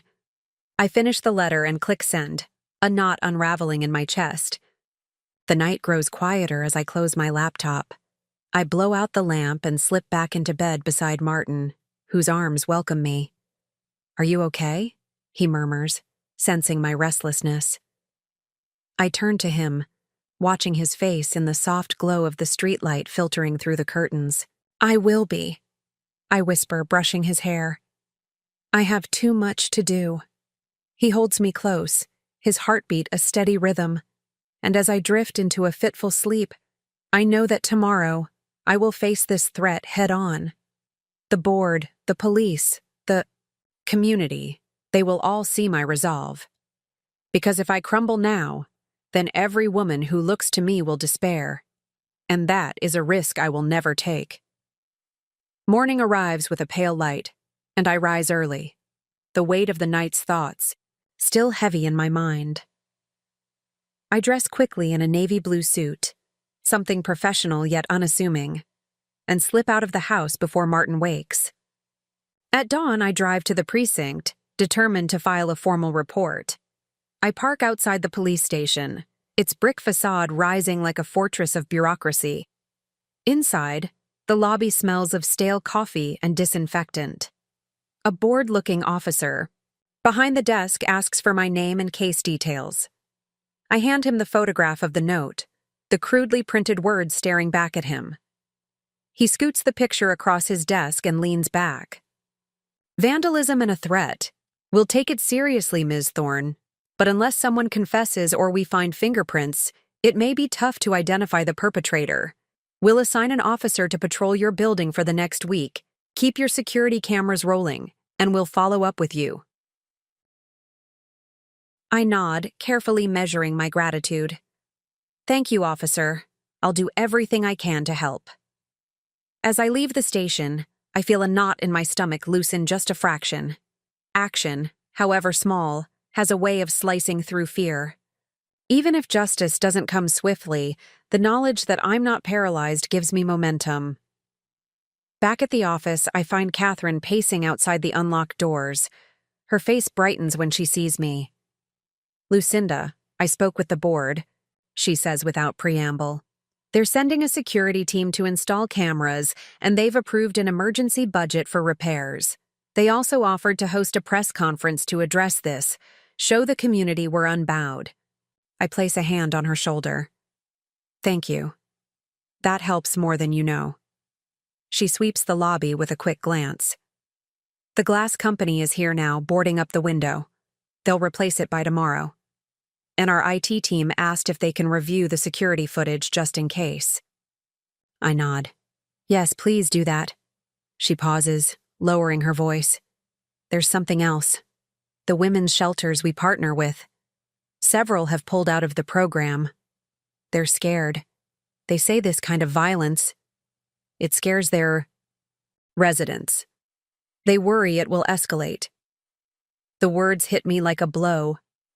Not only have we been threatened, but our most vulnerable allies are withdrawing.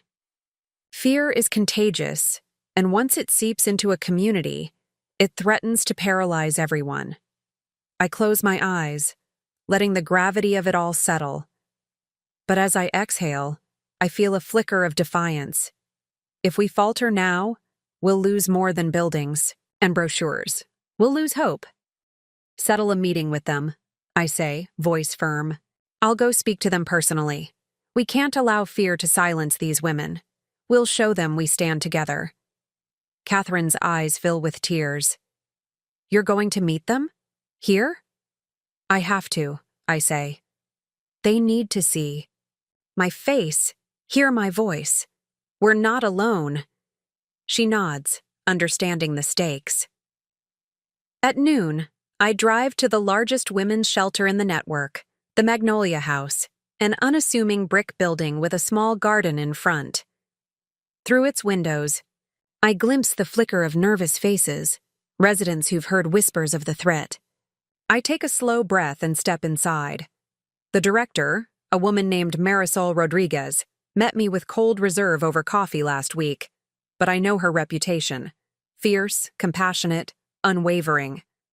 As I step into the common room, I see her standing near a cluster of women, single mothers, teenage girls, a grandmother pushing a basket of knitting supplies.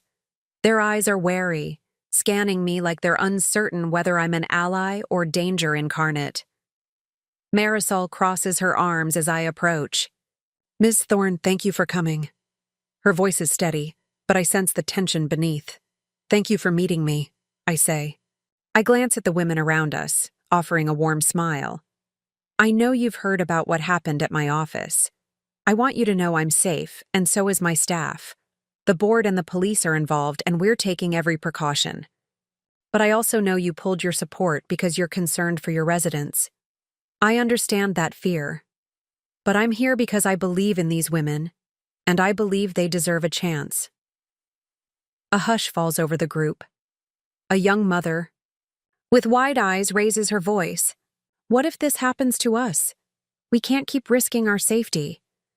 I step toward her, kneeling to be at eye level. None of us can guarantee safety in every moment, I say gently.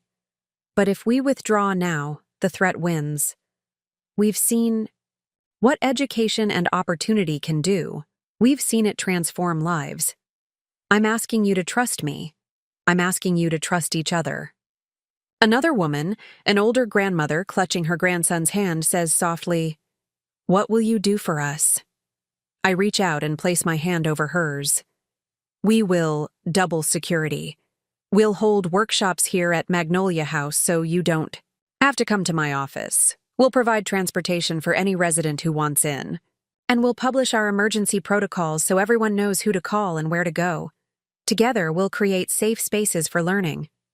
Marisol studies me, her eyes narrowing. Finally, she nods. I'll bring this to the board meeting next week. If you follow through, we'll stand with you. But if you falter, her gaze hardens. We'll leave. I stand, offering a confident nod. I won't falter. She releases a shaky breath. Then we stand together. One by one, the women around us offer tentative smiles, just enough to signal their trust. It's not total, but it's a start. I feel a rush of gratitude and a renewed sense of purpose. I leave Magnolia House with a small but powerful coalition at my back. Back at the office, the broken window is fully boarded, but the plaster dust still clings to the reception area. Catherine meets me, relief shining in her eyes. They'll return next week. They aren't pulling out. I nod. Good. That evening, I sit at my desk, drafting the security protocols we promised. And as I write, I realize that the threat that sought to break us has instead forged us stronger. Fear can be paralyzing, but unity can be unstoppable. Before I leave the office, I pause by the reception desk. The note is gone, replaced by a neatly printed sign. We will not be intimidated. Our mission continues. Below it, someone has placed a potted orchid, a symbol of resilience and renewal. I trace one finger along a petal, letting its softness remind me of the fragility we protect. Tomorrow will bring new challenges. The fundraiser gala where we'll appeal for sponsors. The program launch that must proceed despite the vibrations of fear. The ongoing search for the unseen adversary. But tonight, I linger in this quiet moment, anchoring myself to the truth that no threat can silence hope. As I turn off the lights and step into the hallway, I sense that this battle isn't just between individuals. It's a test of the entire community's will to uplift rather than oppress. And I know that as long as I hold this torch high, there will be women ready to take it from me, lighting their own paths. Cliffhanger. In the early hours of the morning, I receive a cryptic voicemail from an unknown number. A single, chilling sentence whispered over the line, "Your sister didn't survive the crossover." The words echo in my mind as the night stretches on, leaving me to wonder, what terrible fate has befallen Genevieve? And who is issuing this final, terrible warning? My heart halts as the voicemail repeats, the same chilling phrase echoing in the darkness. Your sister didn't survive the crossover. I lean back against the edge of my desk, adrenaline surging, as though those words have jolted the city itself. The past few days have thrown me into a battle to protect my company, my community, and my own sense of purpose. Now, this new threat isn't about threatening women who dare to rise. It's about destroying the person I once loved most, Genevieve. Morning. Light creeps through the blinds, but inside my office, the glow feels hollow. I replay the message endlessly, trying to parse its meaning. Crossover. What does that even mean? Is it some twisted code? A cryptic allusion to death? Or is it simply another attempt to unnerve me? I pick up the phone again, dialing Martin's number. Lucinda? His voice sounds groggy. Martin, I need you here, I say, my voice trembling. It's about Genevieve. Within 15 minutes, he materializes at the door, disheveled but alert. He scans my face, concern etched in. Every line. What happened? He asks, grabbing my hand. I play the message for him, and he steps back, eyes widening. The word crossover hangs between us like a dagger. You think that means she's in danger? He whispers. I shake my head, tears welling. I don't know. But I have to find out. I need to know where she is. We call my assistant Catherine, who is already at the office, coordinating with security. Catherine, can you get me Genevieve's last known location? I need her address, any recent phone calls, anything. She types furiously into her laptop, her expression focused.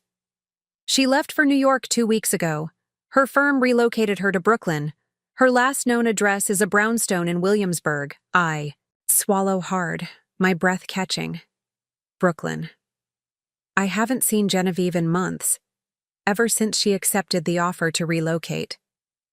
I thought it was the best choice for her. But now, fear knits into my gut.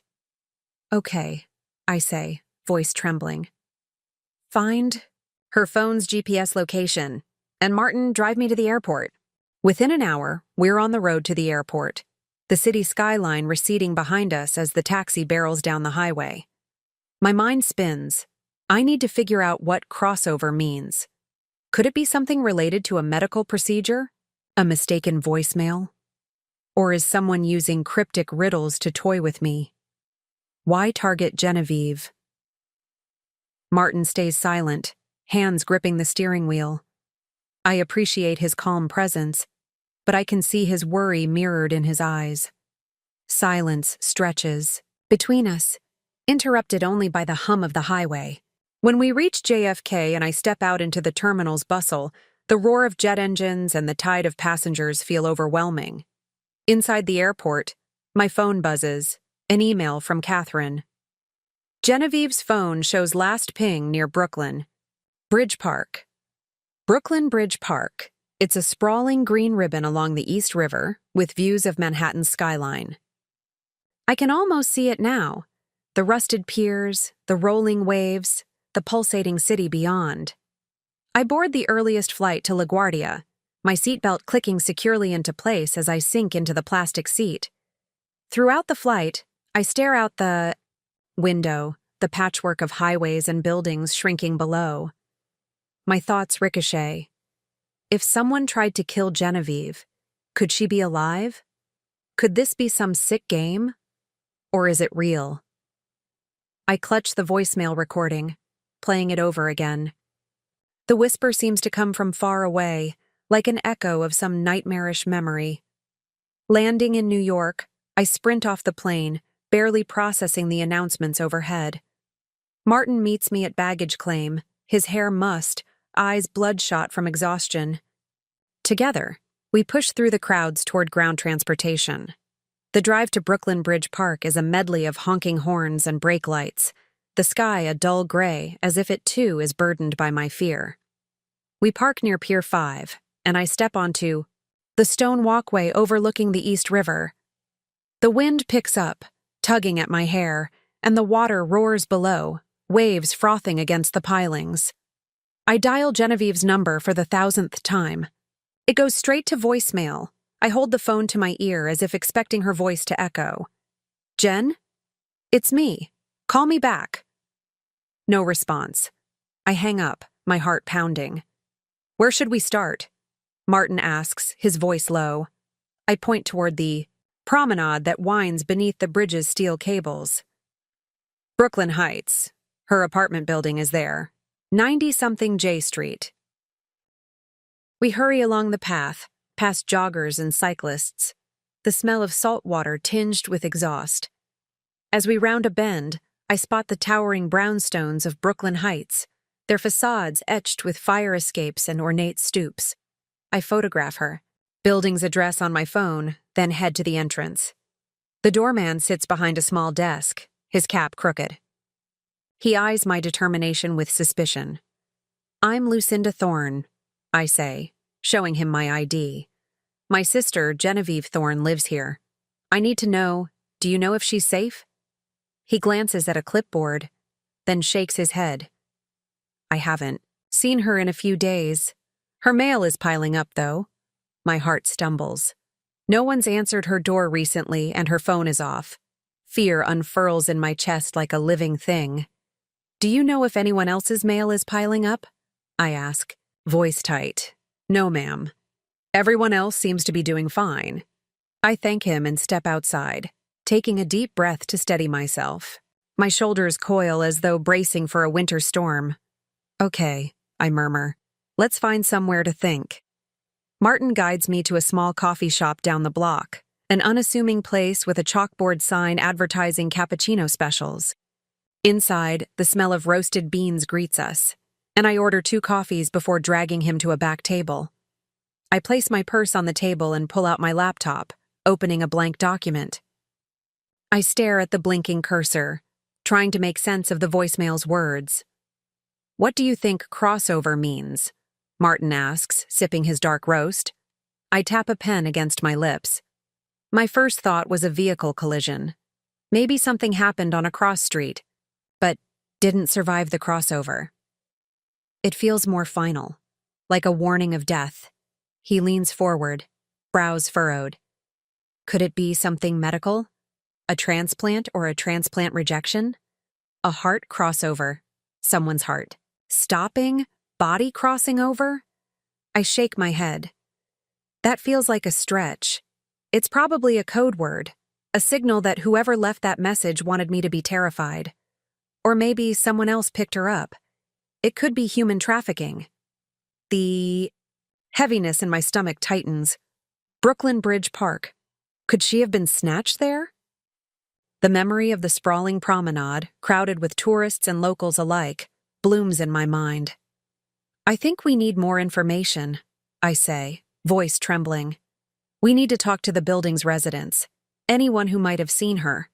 "And the police," Martin nods. "We'll find her." We finish our coffees and step back into the city's cacophony.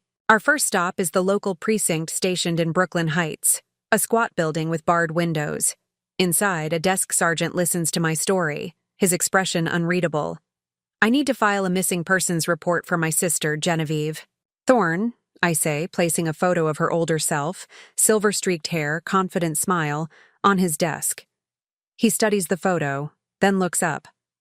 "When did you last see her?" 2 weeks ago, when she moved here. But I got a voicemail last night saying she didn't survive the crossover. Her phone shows a recent ping near Brooklyn Bridge Park, but she hasn't answered calls. Her mail is piling up at her apartment. The sergeant picks up his phone. muttering into it, asking for a patrol car to check the location.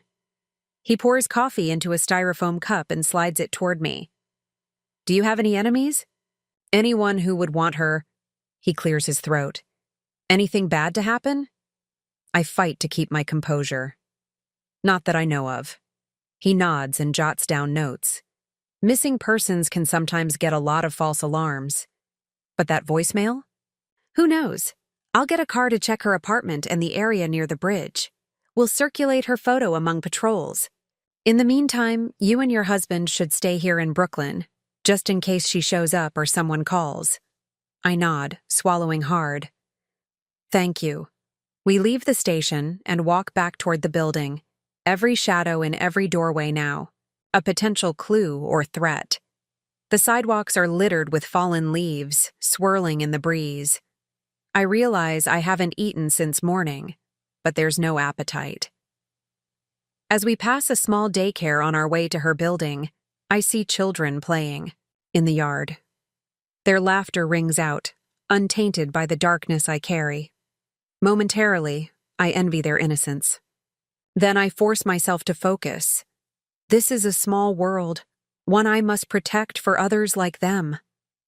At her apartment building, we wait anxiously by the door as the patrol officer approaches. He glances at us, then steps inside, securing the door behind him. Martin and I pace the sidewalk, our hands intertwined. 15 minutes later, the officer emerges, his face grim. It's clean inside, he says. No signs of a struggle. The mail is piling up, like you said. Utilities are still on. She hasn't been home. However, we found her purse on the kitchen counter. Still has her wallet, driver's license, and keys. No sign she planned to leave. A what? Sense of dread claws at me. Her purse, untouched. Why would she leave if her purse were here? What about the bridge? I ask. He hesitates. We combed the area under the bridge by the river. Nothing. No clothing, no blood, nothing. But we'll keep looking. I press my lips together, staggering as though a physical force shoved me. Martin wraps an arm around me. We'll keep looking too. As we stand in the afternoon light, neither of us speaking, my phone buzzes. Another message from Catherine. I've pulled security footage from your office's cameras. A suspicious vehicle was parked outside your office the night the glass was broken. Dark-colored sedan, driver's side tinted. It left just before dawn. The license plate is blurred, but I sent the frames to the detective at your building. She's on it. I exhale, out of relief, but only a breath's worth. So the vandal came in a car. Someone's orchestrating this, and now Genevieve has vanished. I feel the darkness creeping inward, threatening to smother me. I grip Martin's hand tighter, knuckles white. We need to find her. Together, we walk back toward the promenade by the bridge. If she were alive, if she were hiding from someone, this is the last place she should be. Too exposed, too public. But maybe she was meeting someone here. I scan the group of tourists snapping pictures, the dog walkers, the buskers playing guitars. Nothing sticks out. My mind races. Could she have been lured to the bridge? And by whom? The thought that someone, who knows her habits plotted, this sends a ripple of ice through my veins. I retrieve my phone and call Elena.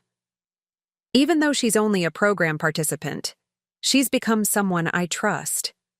Elena's voice on the line is shaky. Ms. Thorne, she whispers. I won't lie. I was terrified after what happened at your office. I kept my business closed for 2 days. But then, I don't know what happened, but I found something outside my doorstep. My heart leaps. What was it? A small card, she says, voice trembling. Just a piece of paper that read, "The light fades at the crossover." Then it was gone. I stepped on it by accident when I left for a walk. I close my eyes, feeling everything constrict. Can you get me a photograph? I threw it away. I was scared, but I remember the words. The light fades at the crossover. I repeat, tasting the words. The earlier voicemail. Your sister didn't survive the crossover. The recurring word, crossover, cannot be a coincidence. Hold tight. Elena, I'll come see you. I hang up and turn to Martin. We need to get to Elena's. She's in Sunset Park. She said on Fifth Avenue near the church. He nods, and we hurry back to the car. The streets of Brooklyn shift in my mind from familiar landmarks to potential clues, each corner a place where something might have been left, or someone might have watched my sister disappear. We pull up, near the church, a red brick building with stained glass windows, and park. I spot Elena across the street, her sari catching the afternoon light as she clutches a small purse to her chest. I jog across the road and slip my arms around her. She trembles, her eyes brimming with tears. Miss Thorne, I'm so sorry. I never meant to. I pull back, pressing my forehead to hers. You did nothing wrong. You're okay, that's all that matters. She leads me up a narrow flight of wooden stairs to her apartment, a single-room space crowded with sewing materials and scraps of fabric. The window looks out onto a busy street, the noise of cars and chatter filtering in. She rummages through a small wastebasket and pulls out a crumpled piece of paper, undone by her trembling hands. She hands it to me, voice quivering. I'm sorry if it's too late. I unfold it, my eyes landing on the message. The light fades at the crossover. It sends a tremor through me, as though reading a curse aloud. Elena, I say, voice, soft but urgent. You have to tell me everything. When you found it, if you talked to anyone before you threw it away, anything. She nods, avoiding my gaze. I was coming home late Sunday night. I had stayed behind at a workshop to practice what I'd learned about budgeting. I left around 11. As I walked down Fifth, I saw a folder someone had dropped. I picked it up, thought it was mine, but it was just that card. No contact info, no explanation. I tucked it in my purse, thinking maybe you'd know what it meant. But then I got scared, and when I got home, I threw it away. I fold the paper gently and slip it into my jacket pocket. Thank you for telling me, Elena. You did the right thing. She nods, tears streaming. I set my hand on her shoulder. I promise, I'll keep you safe. She manages a shaky smile, but her eyes remain scared as I leave, Martin supporting my arm as we descend the stairs. The paper's message tugs at me with its riddle. The light fades at the crossover. If I search my mind for every instance of crossover, I see at least two possibilities. A street name where the light might literally fade, as in no streetlights, or a coded thread about pulling the plug on power. Or worse, a reference to death. But the phrase, at the crossover, whispers of some place, some event. Crocker Street, Grand Street, or perhaps someone's nickname for a space where one crosses from life to death. As we return to the car, I know I must call the detective on the case. The pieces, her missing purse, the ominous messages, the silent building, all point to a conspiracy that's more menacing than I first realized. I dial Detective Miller, whose badge number I now know by heart. He answers on the second ring. Thorne, Detective, I have new information. A witness found a note tonight. The light fades at the crossover. Also, I just got confirmation that Genevieve's sister, Elena, found a similar note on Sunday night near Fifth Avenue and the church. Miller's voice turns thoughtful. That's significant. Both notes reference crossover. Is there any location that's known locally by that name? I shake my head, though he can't see me. None that I know, but maybe it's a term used by someone in your department or within the firm. Something I'm missing? He hums. I'll look into it, check any code words or shorthand used by known criminals in the area. He pauses. There is a bridge crossing between East and West Manhattan, but that seems too obvious. I rub my temples as if trying to massage away the tension. I think it's something else. I'll keep digging. And Detective, please, keep me updated if you find any fingerprints on that note at my office, or any surveillance video showing who dropped the first note outside Elena's. Will do. Stay safe, Ms. Thorne. I hang up and rest my head against the seat back, the weight of the night pressing down. Every clue only deepens the mystery. Genevieve. Missing. A cryptic message. A building that's silent as a tomb. We drive back to our hotel near Williamsburg. The streets now quiet, illuminated by halos of streetlights. I glance at the Brooklyn Bridge overhead, steel cables cutting the sky, like a giant harp. At night, it glows with a golden light, each bulb an electric promise of connection. But now, that light's promise feels false. In the hotel room, I collapse onto the bed, exhaustion overwhelming me. Martin steps into the bathroom, then returns with 2 warm mugs of tea. "I thought you could use this," he says, handing me a mug. I take it, cradling its warmth. "Thank you." He sits on the edge of the bed, brushing my hair from my face. "We'll find her." I want to believe him, but the fear still coils tight. I take a shaky breath, gathering my resolve. "Tomorrow," I murmur. "I'm going." Back to Brooklyn Bridge Park. I need to search the area. Someone might have seen her. Someone might know something. Martin nods, his eyes filled with unwavering belief. "I'll go with you." We sit quietly for a moment, the hum of the city beyond the window a distant lullaby. The night feels unbearably heavy, thick with the promise of revelation or devastation. Cliffhanger. As I drift to sleep, the final image in my mind is the gleam of a camera flash across the park, capturing a single frame of Genevieve standing beneath the bridge, her eyes wide with surprise and fear. I wake before dawn, my chest still tight from the fear that settled in my bones last night. The memory of Detective Miller's words, the cryptic voicemail, and the gaping absence of my sister swirl together like a storm in my mind. But I can't afford to freeze.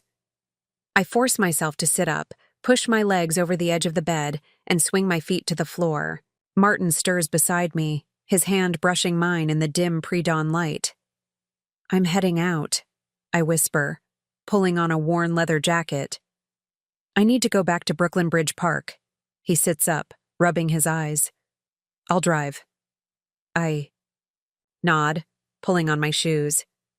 The noise of the city waking, distant sirens, the hum of traffic, the occasional shout, feels like a heartbeat returning to my body.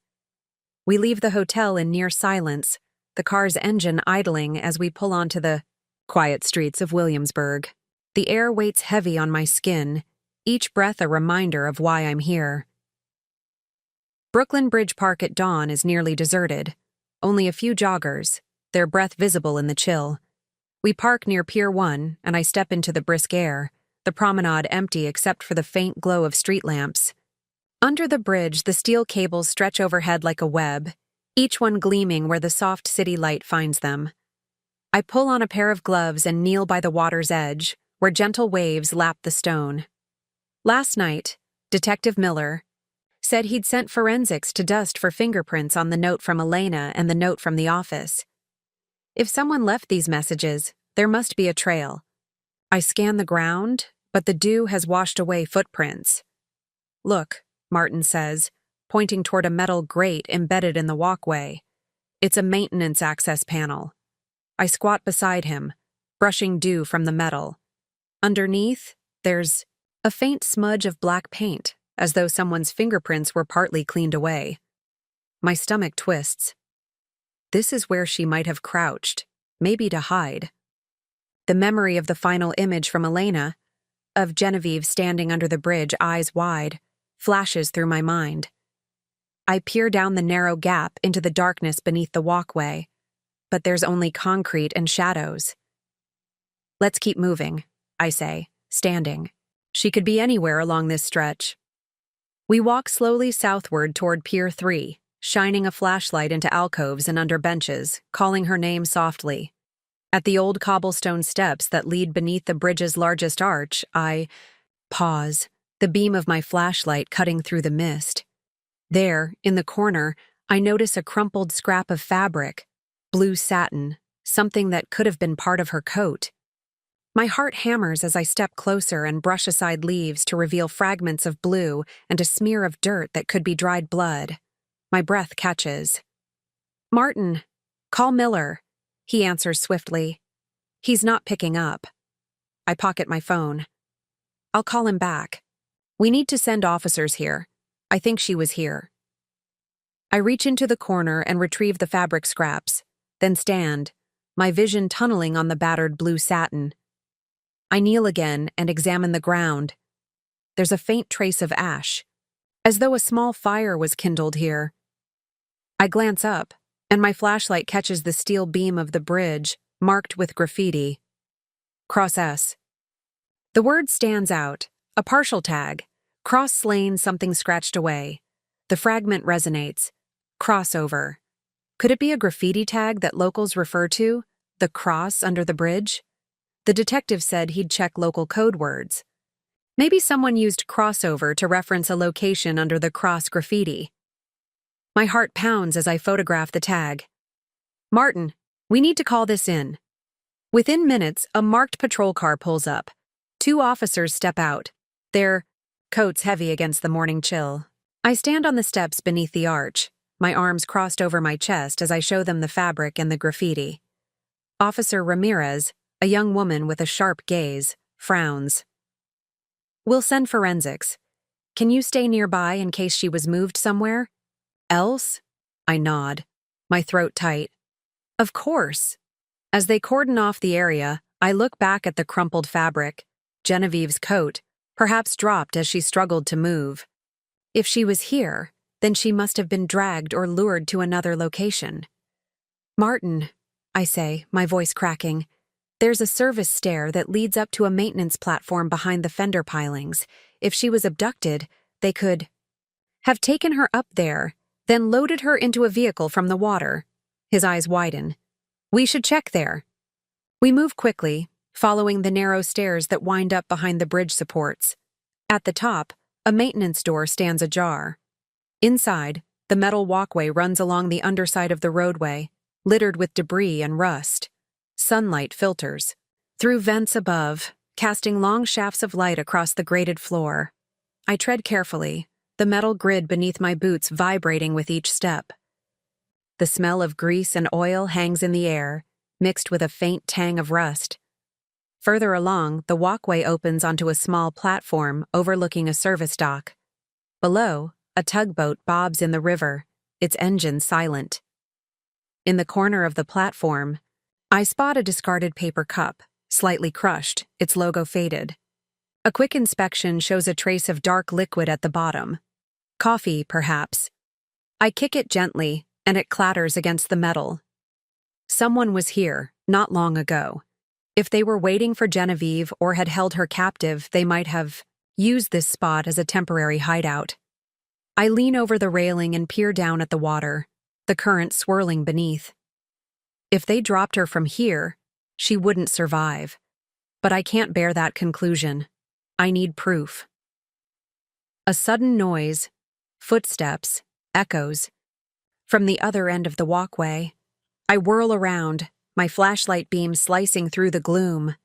For a moment, I see a shadow retreating into a side corridor, a narrow passageway that leads deeper into the structure. "Wait!" I call out, voice echoing. Footsteps pace away. "Police!" I shout. "Stop!" I take a few steps forward, then hesitate as the space narrows into darkness. The scent of damp concrete and oil intensifies. My phone rings. Detective Miller. "Thorne," he says, his voice urgent. "Detective, I need you here now. Someone's just slipped away down the underpass behind the platform. Hold tight. We're en route." I end the call and press forward, every nerve taut.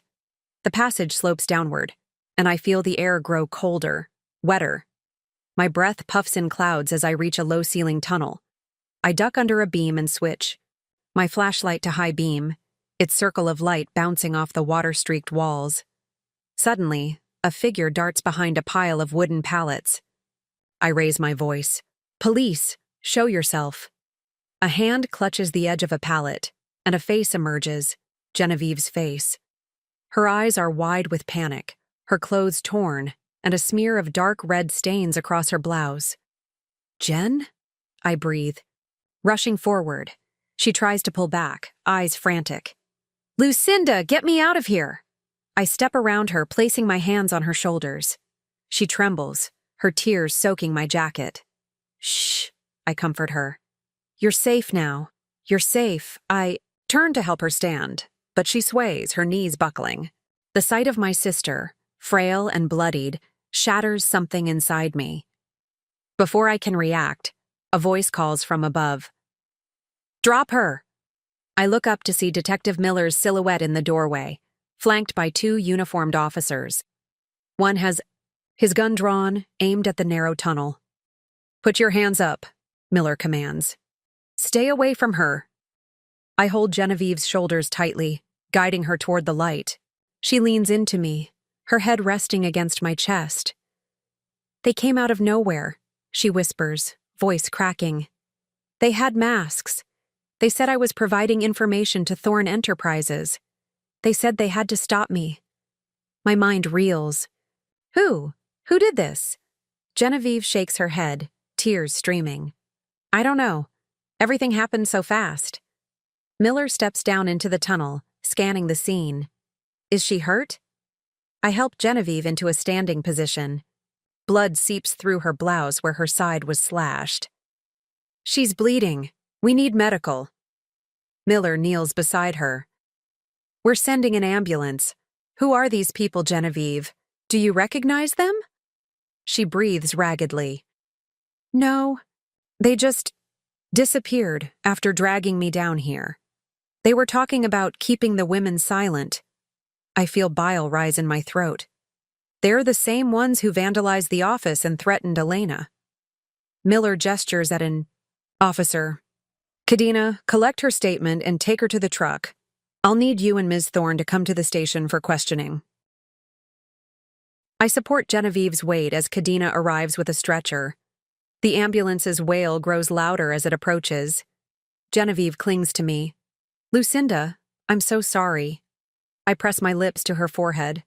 "Shh. It's not your fault. I'm here now."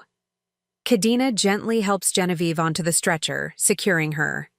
Miller lifts a flashlight to her wounds. "Superficial, but we'll need to stitch it up. You'll be fine."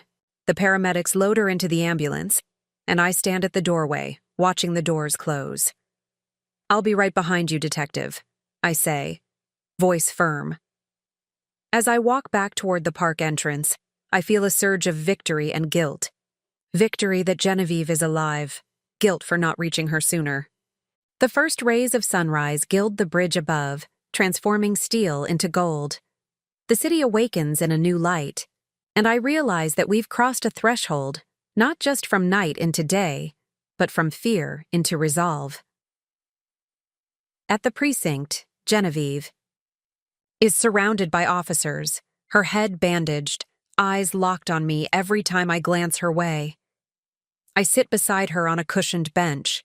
She grips my hand, her skin cold and clammy. "I'm sorry," she repeats, voice weak. I squeeze her hand. "You did nothing wrong. We'll find out who did this." Detective Miller appears with a stack of photos, surveillance stills from the bridge area. He puts them on a table. In one, I blur my eyes to see 2 masked figures dragging a figure in a dark coat, Genevieve's coat, beneath the bridge. In another, a dark sedan idles nearby as the figures load her into the trunk. They used a tracking device to follow her analytic reports, Miller says. Someone at the law firm must be complicit. They knew she'd come here. Genevieve's eyes fill with tears. "I thought I was doing the right thing, staying with you. But it almost cost me my life." I pull her close. "You're alive. That's what matters." Miller clears his throat. "We've identified the car's license plate. It belongs to a shell company linked to one of the firm's senior partners, Warren Fletcher. I feel bile rise. Fletcher was a mentor to Genevieve, the man who offered her the senior associate position. Miller continues. We have a warrant for his arrest. He's being questioned for conspiracy to commit kidnapping and assault. A tremor runs through me. He betrayed her? Miller nods. We also found evidence that he's been funneling money to fund a campaign to discredit Thorne Enterprises. He saw your growth as competition. I press my fingertips to my lips, the realization of corporate malice crashing in. Genevieve stands, wobbly on her feet. He's a monster. I step toward her, steadying her. Yes, he is. Miller places a hand on his shoulder. You'll need to appear in court as a witness. But for now, we'll take you to the hospital to get you patched up and then back. Here to give a full statement. Genevieve exhales, her shoulders slumping. Thank you, Detective. As she's led away, I feel a surge of both relief and sorrow. The battle is not over. Legal proceedings loom, and the wounds, both physical and emotional, will take time to heal. But for the first time in days, I feel hope unfurl like a delicate bloom. Later, as I sit alone in the chilly confines of the precinct waiting room, I pull out my phone and craft a quick message to Catherine. It's done. She's safe. We have a suspect. Catherine's reply is almost immediate. Thank God. I'll prepare the press release. I close my eyes, letting the weight of the last 48 hours settle. From the rubble of a broken window to the hidden underpasses beneath, the bridge we endured threats aimed at silencing us. But my sister survived. My community stands with me. I've proved that no force, no corporate conspiracy, no masked assailants can break the conviction that drives us to lift other women. The city lights of New York glitter outside the window. My journey from Lahore to London to this moment in Brooklyn has been one of resilience and relentless purpose. And as the dawn shifts today, I realize the path ahead is clear: to rebuild, to protect, and to fight for every woman who believes she's too dumb for business. 2 more great stories are next. Don't miss them. Subscribe and turn on notifications. I return home late that evening, my legs heavy with fatigue. The city has settled into a restless quiet, the distant hum of traffic softened by the night. I park in front of our townhouse, its warm lights glowing in the windows like an embrace. Despite the terror of the past few days, the sight of our front door reminds me of how far we've come. Inside, Martin awaits with a tray of tea and ginger biscuits, his quiet way of grounding me after long days of chaos. I settle into the living room, sinking into the cushions as the steam from my tea swirls in the lamplight. He pours a cup and sits beside me, sliding a blanket over my legs. His eyes search my face. How are you feeling? I trace the rim of the cup. Exhausted, but relieved. The detectives arrested Fletcher tonight. There's enough evidence to hold him. The legal team will press charges tomorrow. He leans in, brushing his thumb across my cheek. You did it. You saved Genevieve. I swallow, tears pricking my eyes. We saved Genevieve. All of us. I couldn't have done it without you, without the community, without those women at Magnolia House. They stood when it would have been easier to flee. He nods, his gaze soft. You gave them a reason to stand. I close my eyes, letting the gratitude wash over me. Yet beneath the relief, grief simmers. Genevieve's face, pale and bloodied in the detective's photographs, haunts me. The betrayal, by a man she trusted, cuts deep. I find myself wanting to protect her from every harm, even if it means sacrificing my own peace. After a moment, I look up. Martin, I need to call Genevieve. He stands and offers his hand. I'll get her on the phone. A minute later, I'm clutching my phone, waiting for her to pick up. Her face appears, pale but determined. How are you? I ask, voice thick. She manages a small smile. Stitches are out. They think I'll be fine. Thank you for coming to Brooklyn. I exhale. I'm sorry I wasn't there sooner. She shakes her head. You were doing everything you could. I saw the same graffiti you found. I recognized the tag, Cross S. Fletcher had paid local. Street artists to deface key landmarks, to send a message. I didn't understand until the last moment. I close my eyes. I'm so sorry, but he's in custody now. She nods, tears pooling in her eyes. I keep replaying it, wondering why he targeted the program. He said you were predators, that you took advantage of vulnerable women who'd never succeed on their own without you. My heart aches at the memory of how he used twisted justifications to rationalize his violence.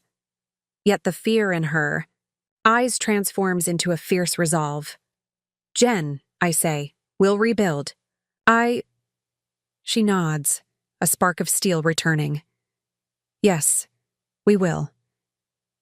I end the call and set the phone on the table. Martin wraps me in a warm embrace. I lean into him, letting my breath steady. The next morning, I wake to a message from Catherine. Draft of the press release is ready. The board is meeting at 2 p.m. to finalize our statement. I dress in a simple blouse and slacks. At the office, the halls feel charged with purpose. The window where the note once was now bears a banner, Empowerment over Fear. Below it, a fresh orchid stands tall, our symbol of resilience. Catherine greets me in the reception area. Everyone's ready for the meeting. Genevieve insisted on attending via video link. I nod, grateful that she wants to be part of the process. We proceed down the hallway to the library room, our makeshift conference space. The board members sit around the oak table, eyes bright with determination. Harold, Louise, and others offer nods of encouragement. Good afternoon, I begin, projecting calm confidence. As you know, Fletcher attempted to dismantle our mission by violence and intimidation. Tonight, I'm pleased to announce his arrest and the recovery of Genevieve. However, our work goes on. We've dealt with threats aimed not just at us, but at every woman who dares to dream. Our next step is to reaffirm our commitment to providing resources and security. I will need your continued support as we expand our program to new communities, install more safety measures, and provide scholarships for women who have been marginalized. The board members respond with murmurs of agreement. Each voice adds to the chorus of resolve. After the meeting, I retreat to my office to catch my breath. I glance at the framed photo on my desk. Sonia Patel standing proudly behind her boutique, the sari shop thriving. I flip to the next picture. Miriam O'Leary, holding a framed certificate, her embroidery business flourishing. I think of Elena, now safely enrolling in our first financial literacy cohort. My phone buzzes, a message from one of the workshop co-facilitators. They want to feature us in Women's Empowerment Monthly, major exposure. I smile and type back. Let's gratefully accept. Exposure means more scholarships. Later, I walk through the office, pausing to thank each member of the team. The energy is invigorating, an electric buzz that promises growth and healing. At the reception desk, I leave a small card for Genevieve, simply reading, "You are loved, you are safe." I step outside into the afternoon sun. The air is tinged with the scent of spring blooms. I head toward Magnolia House, determined to thank Marisol and the women who stood by us. As I approach the familiar brick building, I see women gathered in the garden, some waiting for workshops, others sharing stories over herbal tea. A hush falls as they recognize me. A young mother steps forward, placing a hand on her heart. Thank you for not giving up. I press my hand to my chest. Thank you for standing with us. In that moment, I realize my journey was never mine alone. It has been woven from the hopes, fears, and triumphs of every woman I have had the honor to meet. The road ahead remains long. There will always be new obstacles, new conspiracies, and new threats. But tonight, I stand surrounded by a tapestry of resilience, each thread a testament to our shared strength. Cliffhanger. As the sun sets over Brooklyn, I receive an encrypted email from an unknown address, only 3 words. They're coming back. The first rays of dawn filter through the curtains as I awaken with a start, heart still racing from the encrypted email that landed in my inbox the night before. They're coming back. Those words echoed in my mind, a menacing promise of new threats looming on the horizon. I swing my legs off the bed and rise, muscles tight with vigilance. Each morning now feels like the calm before another storm. In the kitchen, Martin is already brewing coffee. The familiar, comforting scent anchors me for a moment. Yet I can't shake the unease coiling in my chest. I pour myself a cup, the liquid's warmth a slender lifeline, and join him at the small table. "You got the email?" I ask, voice hushed as though speaking too loudly might make the threat real. He nods, his gaze grave. "I did. I wasn't sure I should wake you, but—" I place a hand on his, squeezing gently. "I need to deal with it. I can't pretend it's not happening." He gives a firm nod, his support unwavering. "I'll help you however I can." After a quick, tense breakfast, I slip into my blazer, pockets already weighted with my phone, a small notebook, and a pen. I head out the door, Martin falling in beside me. The morning air is crisp, the sidewalks gleaming with faint remnants of last night's frost. Our destination, the office. If they are indeed returning, it will likely be in pursuit of disrupting the next phase of our financial literacy program or targeting our community of empowered women once more. As the taxi winds toward our office building along the river, I run through contingencies in my mind. Security protocols have been tightened, CCTV cameras installed, security personnel patrolling, and emergency numbers at every desk. But the knowledge that Fletcher's cohorts or other adversaries might find new avenues to attack forces me to stay one step ahead. We arrive at the office to find a small crowd gathered outside, journalists from Women's Empowerment Monthly, local news reporters, and a handful of community members who've shown up to stand in solidarity after yesterday's board announcement. Banners proclaiming empowerment over fear flutter in the chill breeze, and the orchid still sits on the reception desk, its petals improbably resilient despite everything. I step out, Martin at my side, and raise a hand in greeting. The assembled crowd responds with applause and words of encouragement. A reporter steps forward with a microphone. "Ms. Thorne, can you tell us what message you have for those who threatened your program and now say they're coming back?" I inhale, letting the steady rhythm of my heartbeat ground me. "To anyone who wishes to see our mission fail, you will fail," I say, voice clear and unwavering. "We stand for every woman who believes in her own potential. We will not be intimidated, and we will not back down. Your threats only strengthen our resolve." The crowd erupts into supportive cheers, and I offer a small nod before walking inside with Martin. Inside the lobby, the orchid remains a silent sentinel of hope. Catherine emerges from the reception area, clipboard in hand, her expression a mix of pride and concern. "All set for today's sessions," she says. "We've rescheduled the workshop to the church hall at Magnolia House instead of here, and the police have stepped up patrols, especially around Bridge Park." I nod, gratitude mingling with apprehension. "Thank you, Catherine. Let's ensure everyone's notified and that some of our mentors are present to provide additional support." She gives a tight smile. On it, I make my way to my office, the weight of responsibility settling on my shoulders. The press release is already out, the program's expansion has begun, and yet today, everything could be undone if I fail to act swiftly. I flip open my notebook, glancing at the entries I've made. Review encrypted email, noted in bold across the top of the page. My pen hovers uncertainly over the emptiness beneath. The previous day's events replay in my mind, Genevieve's rescue in that grim tunnel beneath Brooklyn Bridge, the betrayal by Fletcher, and the harrowing knowledge that Crossover was more than mere graffiti. It was a cryptic map to where they'd held her captive. Little did I know that the final message, "They're coming back," meant that our foes still lingered, determined to dismantle everything we'd built.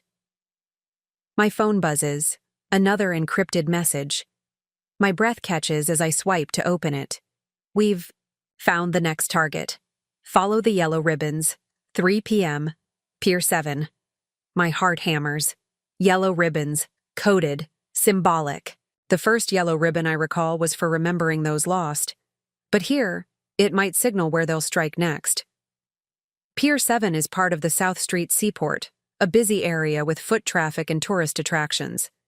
If they plan to target a public venue, the collateral damage could be devastating.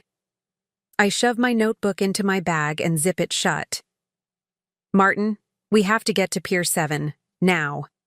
He nods, already dialing the police to notify them of the new threat. I follow him down to the street, the morning sun dancing on the Hudson River's surface as if mocking the darkness we face. The drive to South Street Seaport feels like a blur, block after block of traffic, taxis weaving, cyclists swerving. Every honk of a horn reminds me of how precarious our safety is. When we finally reach the vicinity of Pier 7, I leave Martin to coordinate with the officers we've alerted. I slip through the crowd, scanning for yellow ribbons or any sign pointing to what they might have planted. The area is bustling, tourists snapping photos of historic ships, vendors shouting about lobster rolls, office workers seated at outdoor cafes. It's a world away from the streets under the bridge. Still, I press on, my eyes darting until I spot a small cluster of yellow ribbons tied to the railing near the water's edge. My breath catches in my throat. I approach cautiously. The ribbons lead down a narrow gangway to the water. I make a mental note to keep the crowd at a distance, then step onto the gangway. The planks creak beneath my feet. At the end, I see a bucket labeled emergency supplies, a normal piece of equipment for kayaks and small boats, but near it lies a small, black device, no larger than a brick. The screen on it flickers with red digits counting down from 120 seconds. Cold dread ripples through me. It's a timer, a bomb. They've rigged the device to detonate in 2 minutes. "Martin, bomb!" I cry, my voice slicing through the morning bustle. He sprints toward me, his phone glued to his ear as he shouts updates to the police. I glance at the device. 2 minutes could feel like eternity. "Get everyone back," I shout. "Warn them." He looks at me with panic in his eyes but obeys. He yells, "Bomb scare! Move back!" and quickly guides passers-by away. I kneel beside the device, trying to block it from view. I dial Miller. He answers immediately. "Thorne? What's happening?" "Mounted device on Pier 7. Timer's counting down. Move in SWAT immediately. On it." I glance around, eyes straining to see if there's a way to disable it. The bucket beneath the ribbons is full of life jackets and ropes. My mind races. If I can pull it into the water, maybe it will be contained. But there's little time. I lean forward and grab the device, pulling it toward the edge. Martin rushes to help. We both strain to lift it. The timer flickers. 20 seconds. "We need to drop it now," he says, his voice urgent. I nod, adrenaline surging. I pivot, dragging the bomb to the railing. With Martin's help, we heft it up and toss it into the Hudson. It splashes into the frigid water, the timer now submerged. Loud cheers erupt behind us as people realize the danger has passed. The bomb sinks beneath the oily surface, its red digits flickering until swallowed by the darkness below. Moments later, SWAT arrives in a convoy of black SUVs, officers swarming across the pier. Miller approaches, pushing past the crowd. "You did it. How did you know?" My chest rises and falls with deep breaths. The ribbon led me. I figured they would latch on to something symbolic, like the ribbons. I recognized it from when I tied yellow ribbons at the office to remember those we lost to greed. He nods, respect in his eyes. You saved countless lives today. I force a smile, though weariness clouds my vision. I couldn't stop. I had to trust my instincts. He places a hand on my shoulder. Let's get you off this pier. You need rest. I nod and turn toward Martin. He wraps an arm around my shoulders, guiding me away from the crowd. As we move toward the taxi, the cheers of the crowd fade behind us, replaced by the hum of EWI helicopters overhead and the commotion of SWAT officers examining the submerged device. Inside the cab, I lean my head against Martin's shoulder. The last 4 days replay in my mind in rapid succession. The vandalized office, Genevieve's rescue, the board meeting, the encrypted email, and the bomb. Each was a test. Each a trial by fire, by water, by betrayal, by cruelty. But also each a reminder of what we fight for. The future of every woman who wants to transcend fear. I close my eyes, exhaustion finally pulling me under. Later, at home, I sit curled on the sofa, a blanket draped over my lap. Martin prepares herbal tea in the kitchen. As I watch him move, I realize there's still work to be done. I type a quick message to Catherine. Program postponed by 1 day. Need time to regroup. She replies immediately. Understood. Take care of yourself. We have sponsors checking in. I set my phone aside and exhale. This time, I will sleep. Truly sleep. Because tonight, the war has been won. The bomb lies at the bottom of the Hudson, its danger extinguished. Fletcher's cohorts have been identified. Our community stands tall. I lean back into the sofa, the fabric soft beneath my fingertips. The city's lights twinkle through the window, each one a testament to lives that continue despite the darkness.